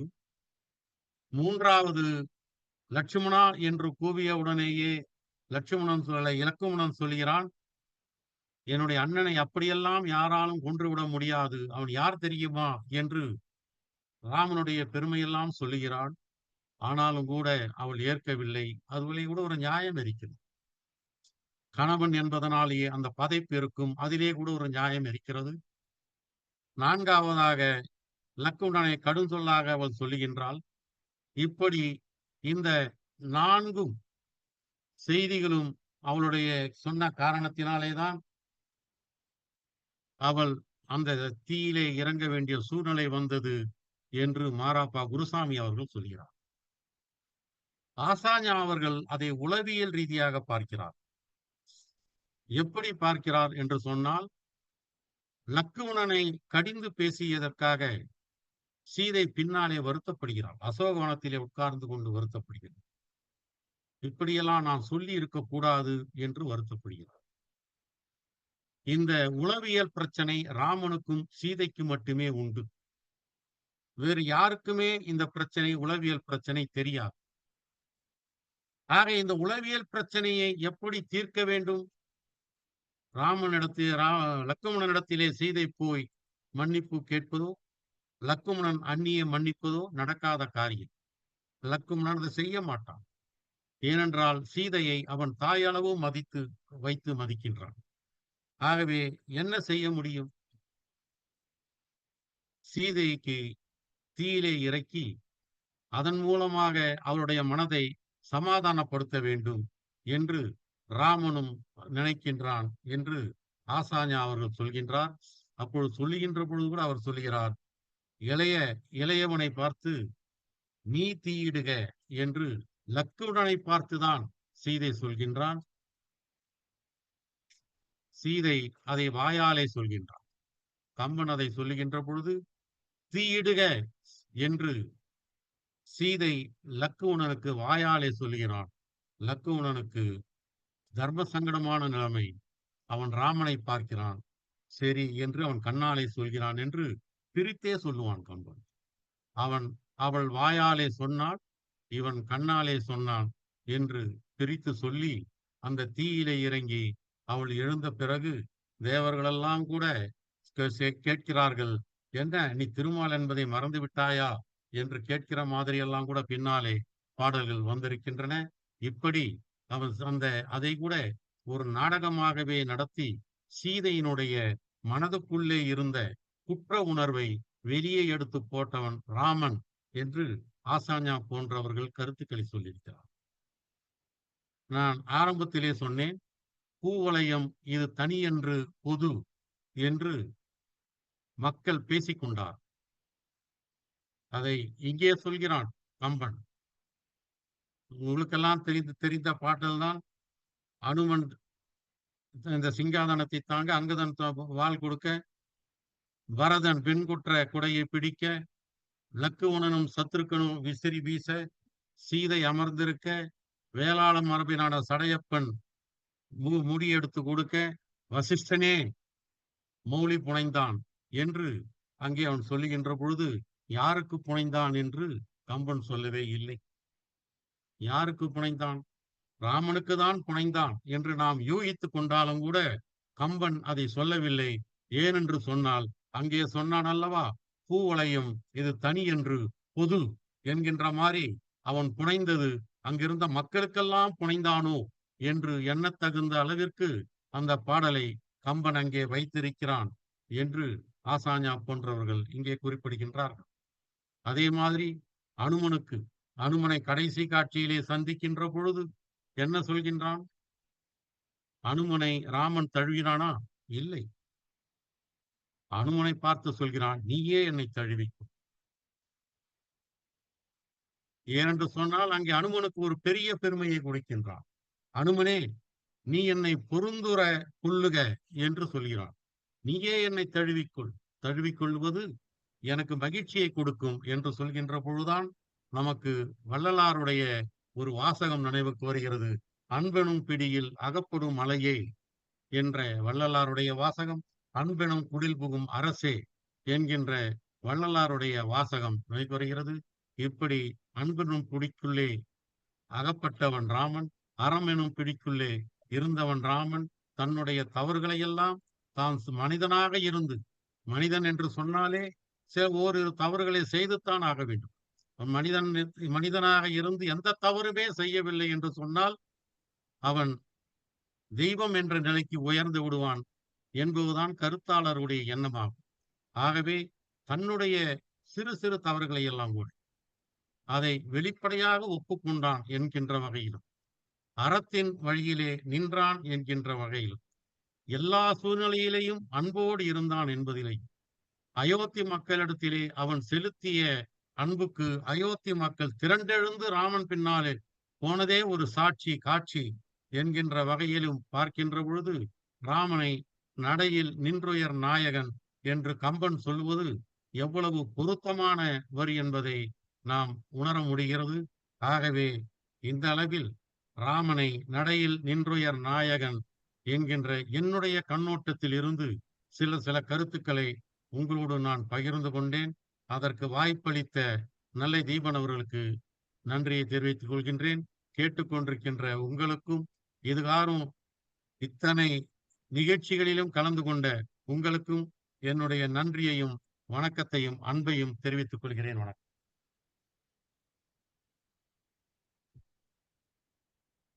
நண்பர்களே, இடையிலே நம்மோடு இணைந்திருக்கிற நண்பர் ஐயா காமராஜ் அவர்கள் நம்மோடு இணைந்திருக்கிறார்.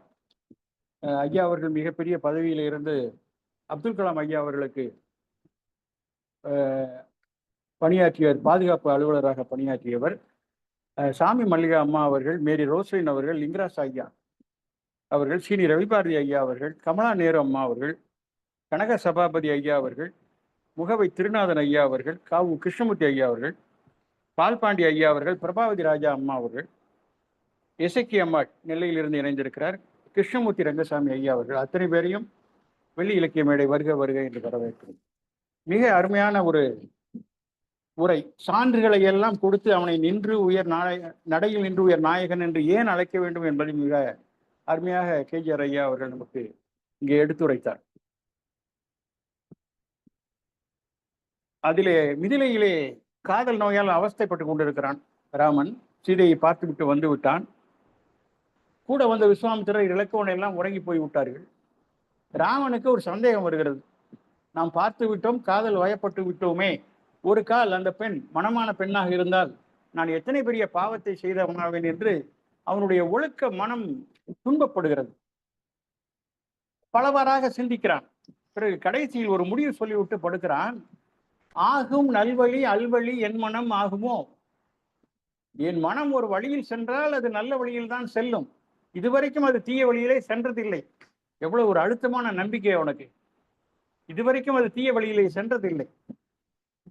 அதை நான் எப்படி பார்க்கிறேன் என்று சொன்னால், நான் தீய வழியில் என் மனம் செல்ல வேண்டும் என்று விரும்பினாலும் கூட அது நல்ல வழியில் தான் செல்லும். அப்படி ஒரு பழக்கம் படுத்தியிருக்கிறான் தன்னுடைய மனதை என்று நாம் கொள்ள வேண்டும். நற்றவா உனை நான் மறக்கினும் சொல்லு நான் நமச்சிவாயவே. சொல்லி சொல்லி சொல்லி அந்த நாக்கு பழகிடும். அத மாதிரி இவனுக்கு கெட்ட வழியில போகாதான் இவன் மனம். ஆகும் நல்வழி அல்வழி என் மனம் ஆகாது. ஐயா கேஜிஆர் அவர்கள் சொன்னது போல, ஆகவே பாகுபோல் மொழி பயின்றொடி கண்ணியே அவள் கண்ணிதான் என்று நிச்சயப்படுத்தி விட்டு உறங்கச் செல்கிறான். மிக அருமையான இடத்தை நமக்கு இங்கே சுட்டிக்காட்டினார்கள். அதே போல் தாடகை பெண் என்று தயங்குகிறான் ராமன். அவள் பெண், எப்படி அவள் மேல் அம்பு போடுவது? மாதரையும் தூதரையும் கொல்லக்கூடாது என்பது சட்டம், அந்த காலத்து சட்டம். இப்பொழுது யாரும் அதை மதிப்பதே இல்லை. அதே போல மாதரையும் தூதரையும் கொல்லக்கூடாது. பிறகுதான் விஸ்வாமித்திரர் அதை விளக்கி சொல்கிறார். பெண் என்றால் வெறும் சேலை கட்டியிருந்தால் மட்டும் பெண் அல்ல, பெண்ணுக்குரிய குணம் இருக்க வேண்டும். அந்த குணம் இவரிடம் இல்லை. அது தூரத்தில் வருகிற போதே மணந்து தின்று விடுவாள் என்று அவள் சொன்ன பிறகு, அவளை பற்றி விளக்கம் அளித்த பிறகுதான் ராமன் கொள்கிறான். ஒரு அருமையான இடத்தை சொன்னார்கள். அதே போல் இன்று போய் நாளை வா என்று ராமன் சொல்வது அவனுடைய உயர்ந்த குணத்திற்கு ஒரு சாட்சியாக சொன்னார்கள். தூது அனுப்புகிற போது கூட ராவணனோடு போர் தொடுக்கிற போது 2 தடவை தூது அனுப்புகிறான். அங்கதனை ஒரு முறை அனுப்புகிறான், அனுமனை ஒரு முறை அனுப்புகிறான். முறைப்படி செய்கிறான். கோபத்தில் அப்படியே சென்றோம் அவனை கொன்றோம் என்பது இல்லாமல் 2 முறை 2 பேரை தூது அனுப்புகிறான். அவனுக்கு முடிசூட்டப் போகிறார்கள் என்று சொன்ன உடனே நாட்டு மக்கள் எல்லாம் மகிழ்ச்சி அடைகிறார்கள். அதை பார்த்து விட்டு தான் கூனி கேட்கிறாள், என்ன அயோத்தி நகரமே விழாக்கோலம் பூண்டிருக்கிறதே, என்ன காரணம் என்று கேட்டுவிட்டு தான் கைகையிடம் வருகிறாள். ராவணன் மிக ஒரு நல்ல பகையை நான் தேடிக்கொண்டேன் என்று சொல்வதையெல்லாம் ஐயா நமக்கு சுட்டிக்காட்டினார்கள். மக்களும் ராமனும் என்ற கோணத்தில் நாம் பார்த்தோம் என்று சொன்னால், மக்கள் நடந்து வருகிறார்கள். அப்படியானால் அங்கே நின்று விசாரிக்கிற ராமனும் நடந்துதான் வந்திருக்க வேண்டும். எதிர்வரும் அபர்களை எமையுடைய இறைவன் முதிர்தரு கருணையின் முகமலர் ஒளிரா எது வினை இடரிலை. ஒன்றும் பிரச்சனை இல்லை, நல்லா இருக்கீங்களா அப்படி கேட்கிறான் ராமன். இடரிலை இனிது நும் மனையும் மதிதரு குமரரும் வலியர்கள். வீட்டில் மனைவிலாம் நல்லா இருக்காங்களா, பிள்ளைகள்லாம் நல்லா இருக்காங்களான்னு விசாரிக்கிறான். ஒரு எளிவந்த தன்மை, எளிமையானவன், மக்களோடு மக்களாக பழகுகிறான். அந்த எளிவந்த தன்மையினாலே அவன் நடையில் நின்று உயர் நாயகனாக இருந்திருக்கலாம். அது எப்படி முதிர்தரு கருணையின் முகமலர் ஒளிரா என்று கம்பன் சொல்வதற்கு காரணம், மாணிக்கவாசகர் கூட சொல்லுவார், இந்த குருந்த மலத்தடியிலே சிவபெருமானை பார்த்தவுடன் சொல்லுவார், கருணையின் பெருமை கண்டேன் காண்க என்று சொல்வார். அதை போலவே இங்கே இருக்கும். அப்படி ராமன் அந்த மக்களிடம் விசாரிக்கிற போது அந்த மக்கள் என்ன பதில் சொல்கிறார்கள்? ஐயா, நினை எமது அரசு என உடையே, நீ இருக்கிற போது எங்களுக்கு என்னையா கவலை? இது ஒரு பொருள் அல்ல. எமது உயிருடன் ஏழ் மகிதளம் முழுவதையும், அதாவது எங்க உயிர் மற்ற விஷயங்கள் எங்கள்கிட்ட இருக்கிற எல்லாத்தையும், அது மாத்திரமல்ல மலரோன் பிரம்மன் இருக்கான் இல்லையா, அவனுக்கு எத்தனை ஆயுசு காலம் இருக்கிறதோ அத்தனையும் உனக்கு தந்து விடுவோம் என்று இவர்கள் சொல்கிறார்கள். நாங்கள் மகிழ்ச்சியாக இருக்கிறோம் என்று சொல்கிறார்கள். தந்தையும் ராமனையும் எடுத்துக்கொண்டீர்கள் என்று சொன்னால் அந்த உறவு எப்படிப்பட்டது? அப்படி ஒரு அன்பு தயரதனுக்கு ராமன் மேல். இத்தனை பிள்ளைகள் இருந்தாலும் கூட அது ஏன், எதனால்? புத்தகம் பொதுவாக ராமனுடைய கல்யாண குணம் என்று சொல்வார்கள். அது என்னவோ தெரியவில்லை, ராமனுக்கு அப்படி ஒரு பாசம். அதனால்தான் விஸ்வாமித்திரன் வந்து கேட்கிற போது துன்பப்படுகிறான்.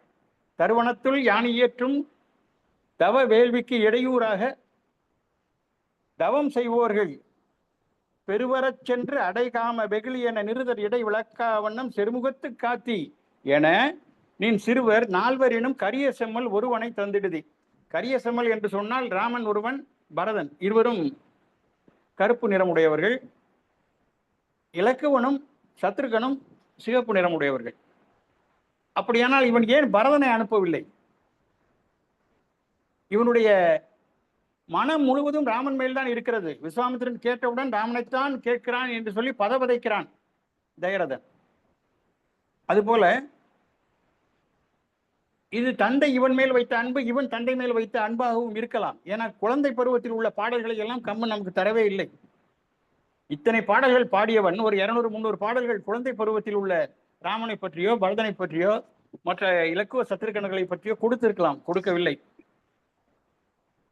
பெரியவர்கள் மீது எத்தனை ஒரு அன்பை வைத்திருந்தான், மரியாதை வைத்திருந்தான் ராமன் என்பதை பரசுராமன் இவனுடைய எதிரிகள் வந்து கொள்ள வேண்டும் என்று சொல்கிற போது அவன் சொல்கிறான், உன் தந்தை நிறைய வேதங்கள் கற்றவர், அவராலே உன்னை கொள்ளாமல் விடுகிறேன். வேத வித்து ஆய மேலோன் மைந்தண்ணி, இருந்தாலும் நான் அந்த அம்பை பூட்டி விட்டேன், அதனால் இதற்கு இலக்கு என்ன என்று சொல்லிவிட்டு செல் என்று சொல்கிற போது நான் இதுவரை செய்த தவ பயன்களை எல்லாம் எடுத்துக்கொள் என்று அவன் சொல்கிறான். சரி, தாயரும் ராமனும் எப்படிப்பட்ட உறவில் இருந்தார்கள்? முடிசூட்டப்படவில்லை, பரதனுக்குத்தான் முடிசூட்டப் போகிறார்கள் என்று சொல்கிற போது அவன் கோசலையிடம் வருகிறான். தன்னுடைய தாயின் மனம் நோகாமல் அவளுக்கு சொல்கிறான். அந்த பதிலை, அந்த இருவரும் உரையாடலை பார்த்தீர்கள் என்று சொன்னால் மிகவும் நாகரிகமான ஒரு உரையாடல் தாய்க்கும் மகனுக்கும் இடையிலே.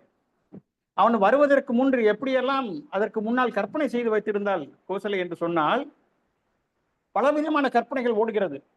இவ்வளவு நேரத்தில் அவனுடைய அபிஷேகம் செய்திருப்பார்கள், பூக்களை எல்லாம் கொண்டு அங்கே வேள்வியெல்லாம் நடந்து கொண்டிருக்கும், தம்பிமாரெல்லாம் ராமனை அழைத்து வருவார்கள், அவனுக்கு அபிஷேகம் செய்து இப்பொழுது முடி சூட்ட வேண்டும்.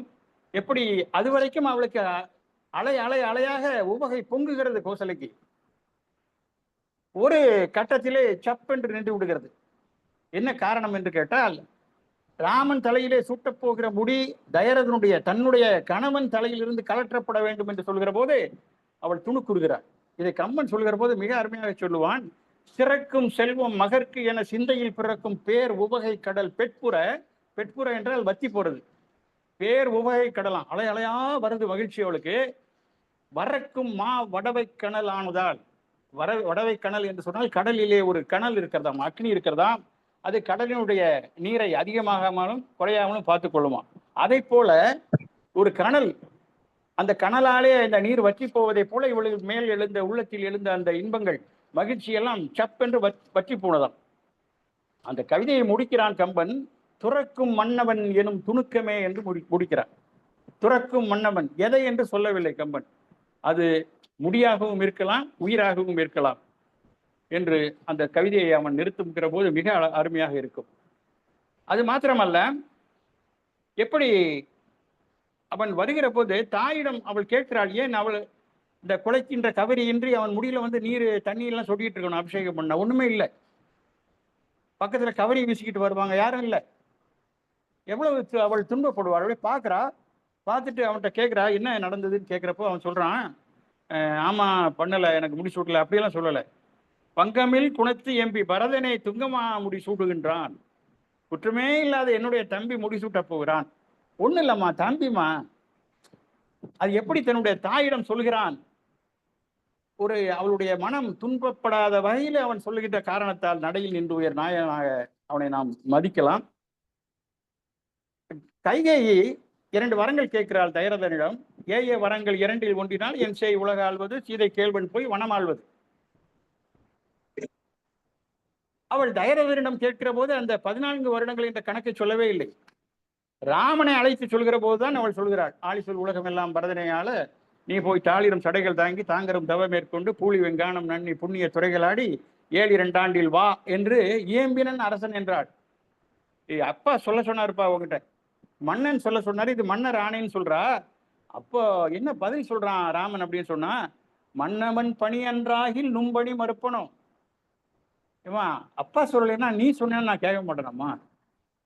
எவ்வளவு ஒரு மரியாதை. அது மாத்திரமல்ல, கைகையின் முன்னாடி அவன் நிற்கிற போது கை கட்டி வாய் பொத்தி நின்று கொண்டிருப்பான். மன்னவன் பணி அன்று, எனக்கு தெரியும் அப்பா இப்படி சொல்ல மாட்டாரு, அப்படியும் பொருள் கொள்ளலாம்.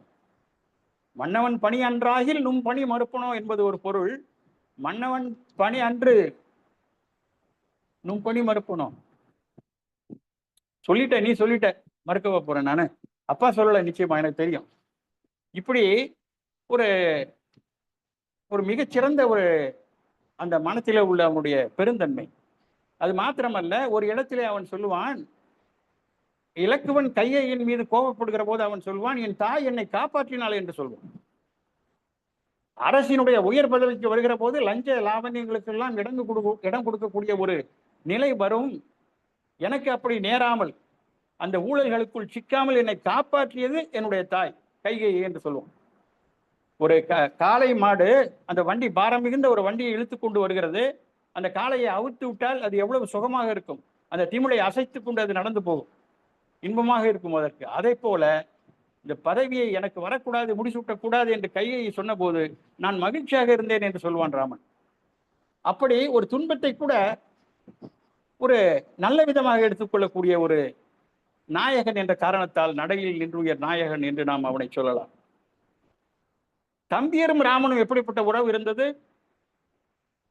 அவன் காட்டுக்குள் வருகிறான், ராமனை அழைத்து போக வேண்டும், திரும்ப அவனுக்கு முடிசூட்ட வேண்டும் என்று கருதி அவன் வருகிறான். அப்பொழுது குகன் அண்ணன் காட்டுக்குள்ளே இருக்கிறான் என்று சொல்கிற போது அவன் உள்ளே செல்கிற போது இலக்குவன் ஒரு உயரத்தில் இருந்து பார்க்கிறான், அயோத்தி படை வருகிறது, பரதன் வருகிறான் என்று சொல்கிற போது இலக்குவனுக்கு கோபம் வருகிறது. இவன் அண்ணனை கொல்வதற்காகத்தான் வருகிறான் என்று சொல்லி, நான் அவனை கொண்டு விடுகிறேன், பார் இப்பொழுது என்னுடைய பலத்தை என்று சொல்லி ராமனிடம் சொல்கிற போது ராமன் சொல்கிறான், பெருமகன் என்பையின் பிறந்த காதலின் வரும், என் மேல் உள்ள அன்பால் பரதன் வருவான். நீ ஏன் இப்படி நினைக்கிற? பெருமகன் என் வயின் பிறந்த காதலின் வரும் என்று நினைகையும் மண்ணை என்பையின் தரும் என்று நினைகையும். திரும்ப போய் என்னை அரசாட்சியை ஏத்துக்கொண்டு சொல்றதுக்காகவும் தான் அவன் வரான். தவிர தானையால் புறும் என நினைகையும் புலமைப்பாளதோ. இதெல்லாம் விட்டுட்டு அவன் படையை கொண்டு வந்து என்னை கொல்ல போறான்னு நீ நினைக்கிறது பொருத்தமா இருக்குதா? என்ன பேசுற நீ? மிக அருமையாக சொல்வான். அதே போல காட்டுக்குள்ளே அந்த பர்ணசாலையை அமைக்கிறான் இலக்குவன். அதை பார்த்து வியந்து போகிறான் ராமன். குன்று போல கோவிய தோழினாய், எவ்வளவு அருமையா பண்ணிருக்கப்ப அந்த பர்ணசாலை. எங்கடா கத்துக்கிட்ட இத? எப்ப கத்துக்கிட்ட? என்று கற்றனை நீ இது போல் என்றான். துன்று தாமரை கண் பனி சோர்கின்றான். அவன் கண்ணில் கண்ணீர் வருது இதை சொல்றப்போ. தம்பி இவ்வளவு கெட்டிக்காரனா இருக்கிறானே அப்படின்னு நினைக்கிறப்போ கண்ணில் அப்படியே நீர் ஓடுது. பிறந்ததிலிருந்து இருவரும் ஒரு கணமும் கூட பிரியாதவர்கள். அப்படி அந்த 2 சகோதரர்கள் மீது அன்பாக இருக்கிறான். பிரமாத்திர இலக்குவன் மீது பாய்ந்து அவன் கீழே விழுந்து கிடந்த போது துடிக்கிறான் ராமன். மாண்டாய் நீயோ யான் ஒருபோதும் உயிர் வாழேன், நீ இறந்து விட்டால் நான் இருக்க மாட்டேன், நான் இறந்து விடுவேன் என்று சொல்கிற போது அவன் தம்பியர் மேல் எவ்வளவு பாசம் வைத்திருந்தான் என்ற காரணத்தால் அவன் நடையில் நின்று உயர் நாயகனாக இருக்கலாம். அது மாத்திரமல்ல, உடன் பிறவாத சகோதரர்கள் அவர்களிடம் எப்படிப்பட்ட அன்பை வைத்திருந்தான். ஐயா அவர்கள் மிக நன்றாக சொன்னார்கள். அந்த தேனும் மீனும் கொண்டு வந்து குகன் கொடுக்கிற போது அதை சொல்வார்கள். இலக்குவன் அறிமுகப்படுத்துகிற போதே சொல்லுவான், தாயினும் நல்லான் என்று சொல்வான். ஏனென்றால் தாய் ஒருத்திதான் மகனுக்கு பசிக்குமே என்று நினைப்பாளாம். எத்தனையோ முனிவர்கள் அந்த காட்டுக்குள்ளே கங்கை கரையிலே எத்தனையோ ராமனுக்கு கொடுத்தாலும் கூட இத்தனை தூரம் நடந்து வந்திருக்கிற அந்த ராமனுக்கு பசிக்குமே என்று யாருமே நினைக்கவில்லை.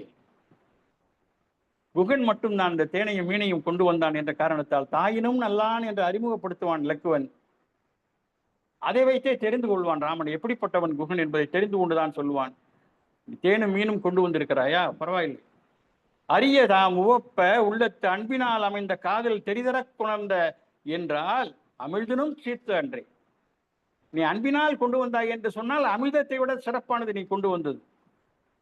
அடுத்த வரிதான் ஐயா அவர்கள் கோடிட்டு காட்டினார்கள். பரிவினின் தலிய எண்ணின் பவித்திரம் எம்முனோருக்கும் உரியன. ராமன் நான் சாப்பிட்டதா நினைச்சுக்கொண்டு அவனுக்கு மட்டும் சொல்லல, சுத்தி முனிவர்கள்லாம் இருக்கிறாங்க. அவங்க கொஞ்சம் கடுப்பா பார்த்துருப்பாங்க, என்னடா இது அவன் வந்து நிக்கிறான், மீனை கொண்டு வந்துடுறான், இவன் ராமன் வந்து சிரிச்சிட்டு சொல்றான், இது நாங்க எல்லாரும் சாப்பிட்ட மாதிரி நினைச்சுக்கோன்னு சொல்றான். இது வேற. ராமனே எதுக்கு உள்ள கூப்பிட்டோன்னு நினைச்சிருப்பாங்க. வீடனும் ராமனும் எப்படிப்பட்ட உறவை வைத்திருந்தார்கள்?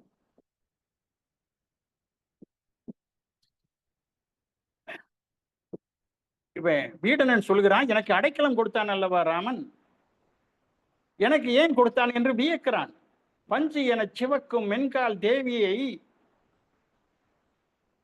வஞ்சனுக்கு இளைய என்னை, வஞ்சன் என்றால் ராவணன், ராவணனுக்கு இளையவனான என்னை வருக என்று அருள் செய்தானோ, பாப்பா என்று என்னை கூப்பிட்டானு, நான் அடைக்கலம் கேட்கிறப்போ தஞ்சு எனக்கு கருதினானோ, இவன் ஒரு தஞ்சம் அடைய வேண்டிய ஒரு பொருள் தான் என்று அவன் கருதினானோ, தாழ்சடை கடவுள் உண்ட நஞ்சு என சிறந்தோன் அன்றே. விடம் என்பது சிவபெருமான் அதை விழுங்குவதற்கு முன்னால் வரைக்கும் அதற்கு பெருமை அல்ல, சிவன் விழுங்கிய பிறகுதான் அது பெருமை பெற்றதாம் அந்த விடம். அதே போல எனக்கு அடைக்கலம் கொடுத்தானே ராமன், நாயகன் அருளில் நாயேன் என்று வீடனன் சொல்லக்கூடிய அளவுக்கு தன்னுடைய எதிரியினுடைய தம்பிக்கு கூட அடைக்கலம் கொடுத்த காரணத்தால் அவன் நடையில் நின்று நாயகனாக இருக்கலாம். சீதையோடு எப்படிப்பட்ட உறவு இருந்தது ராமனுக்கு? தன்னுடைய மனைவியை எப்படி வைத்திருந்தான்? அவன் ராவணன் தூக்கி கொண்டு சென்று விட்டான். பம்பை கரைக்கு வருகிறார்கள். அப்பொழுது ராமன் ஒவ்வொரு காட்சியாக பார்த்து ஏங்குகிறான். சீதையினுடைய நினைவே வருகிறது அவனுக்கு. தாமரை மலர் இருக்கிறது, நீலோற்ப மலர் இருக்கிறது. இவனுக்கு மனம் துன்பப்படுமே என்று சொல்லி அவைகள் சிந்திக்கின்றன. அப்பொழுது ராமன் சொல்கிறான், நீ அவ்வப்பொழுது சீதையினுடைய முகத்தையும் கண்களையும் மாத்திரமே எனக்கு காட்டுகிறாயே, முழுவதும் காட்ட மாட்டாயா? சீதையினுடைய உருவத்தை முழுமையாக எனக்கு காட்ட மாட்டாயா? நீ ஒருவனிடம் செல்வம் இருக்கிறது என்று சொன்னால் அவன் அதை கொடுக்க வேண்டாமா மற்றவர்களுக்கு? அதே போல் கருமித்தனம் செய்கிறாயே என்று சொல்லுவான்.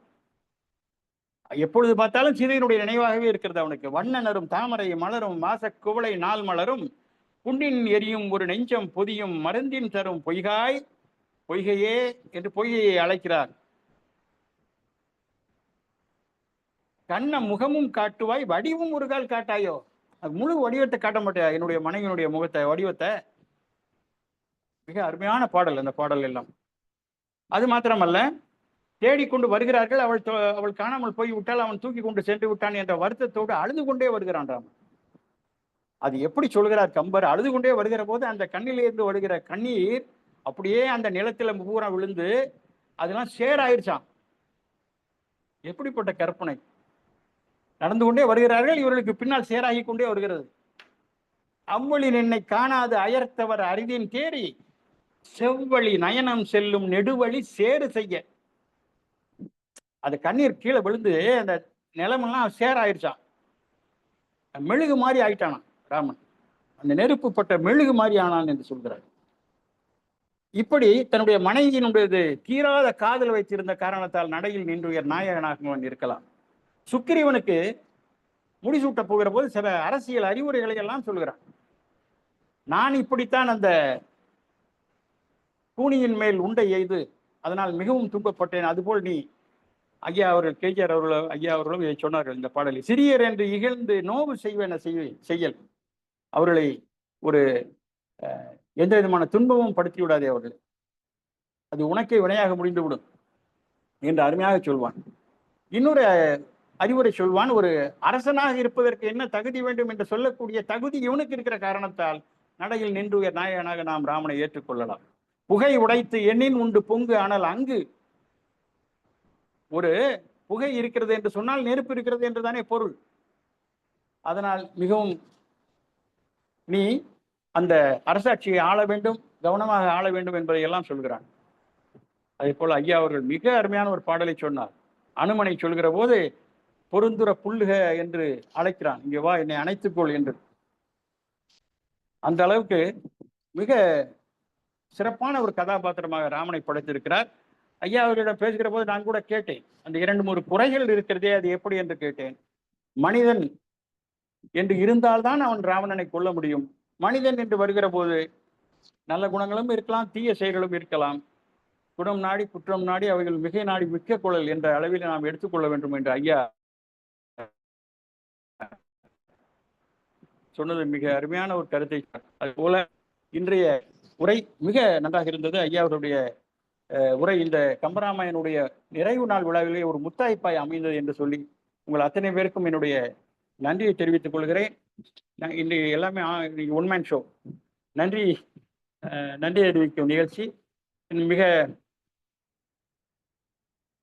இன்றைய நிகழ்ச்சியை தமிழ் வாழ்த்து பாடிய அம்மா ரமணி பாலசாமி அவர்களே, முனைவர் தங்கப்பாண்டியன் ஐயா அவர்களே, லிங்கராஜ் ஐயா அவர்களே, கனக சபாபதி ஐயா அவர்களே, கவிஞர் சீனி ரவிபாரதி ஐயா அவர்களே, ரமணி பாலசாமி அம்மா, ரவிச்சந்திரன் KS அவர்களே, கவிச்சேனி வசந்தகுமார் ஐயா அவர்களே, பானுமதி கிருஷ்ணகுமார் அவர்களே, தேன்மொழி அம்மா அவர்களே, கமலா நேரு அம்மா அவர்களே, பொன் வேலுமயில் ஐயா அவர்களே, பொதிகை செல்வராஜன் ஐயா அவர்களே, ஜெயலட்சுமி ரமணி அம்மா அவர்களே, RC குமரன் ஐயா அவர்களே, பாவரசு முகுவை திருநாதன் ஐயா அவர்களே, பால்பாண்டி ஐயா அவர்களே, டாக்டர் மேரி ரோஸ்லின் அவர்களே, இசைக்கு அம்மாள் நெல்லையில் இருந்து இணைந்திருக்கிறார் அம்மா இசைக்கு அம்மாள் அவர்களே, அந்தமான் சோழன் ஐயாராஜ் அவர்களே, செந்தில்குமார், முனைவர் செந்தில்குமார் ஐயா அவர்களே, இன்னும் 2-3 நண்பர்கள் பெயர் இல்லை அதில். அத்தனை பேருக்கும் வெள்ளி இலக்கிய மேடையின் சார்பாக நன்றியை தெரிவித்துக் கொள்கிறேன். நன்றி, வணக்கம்.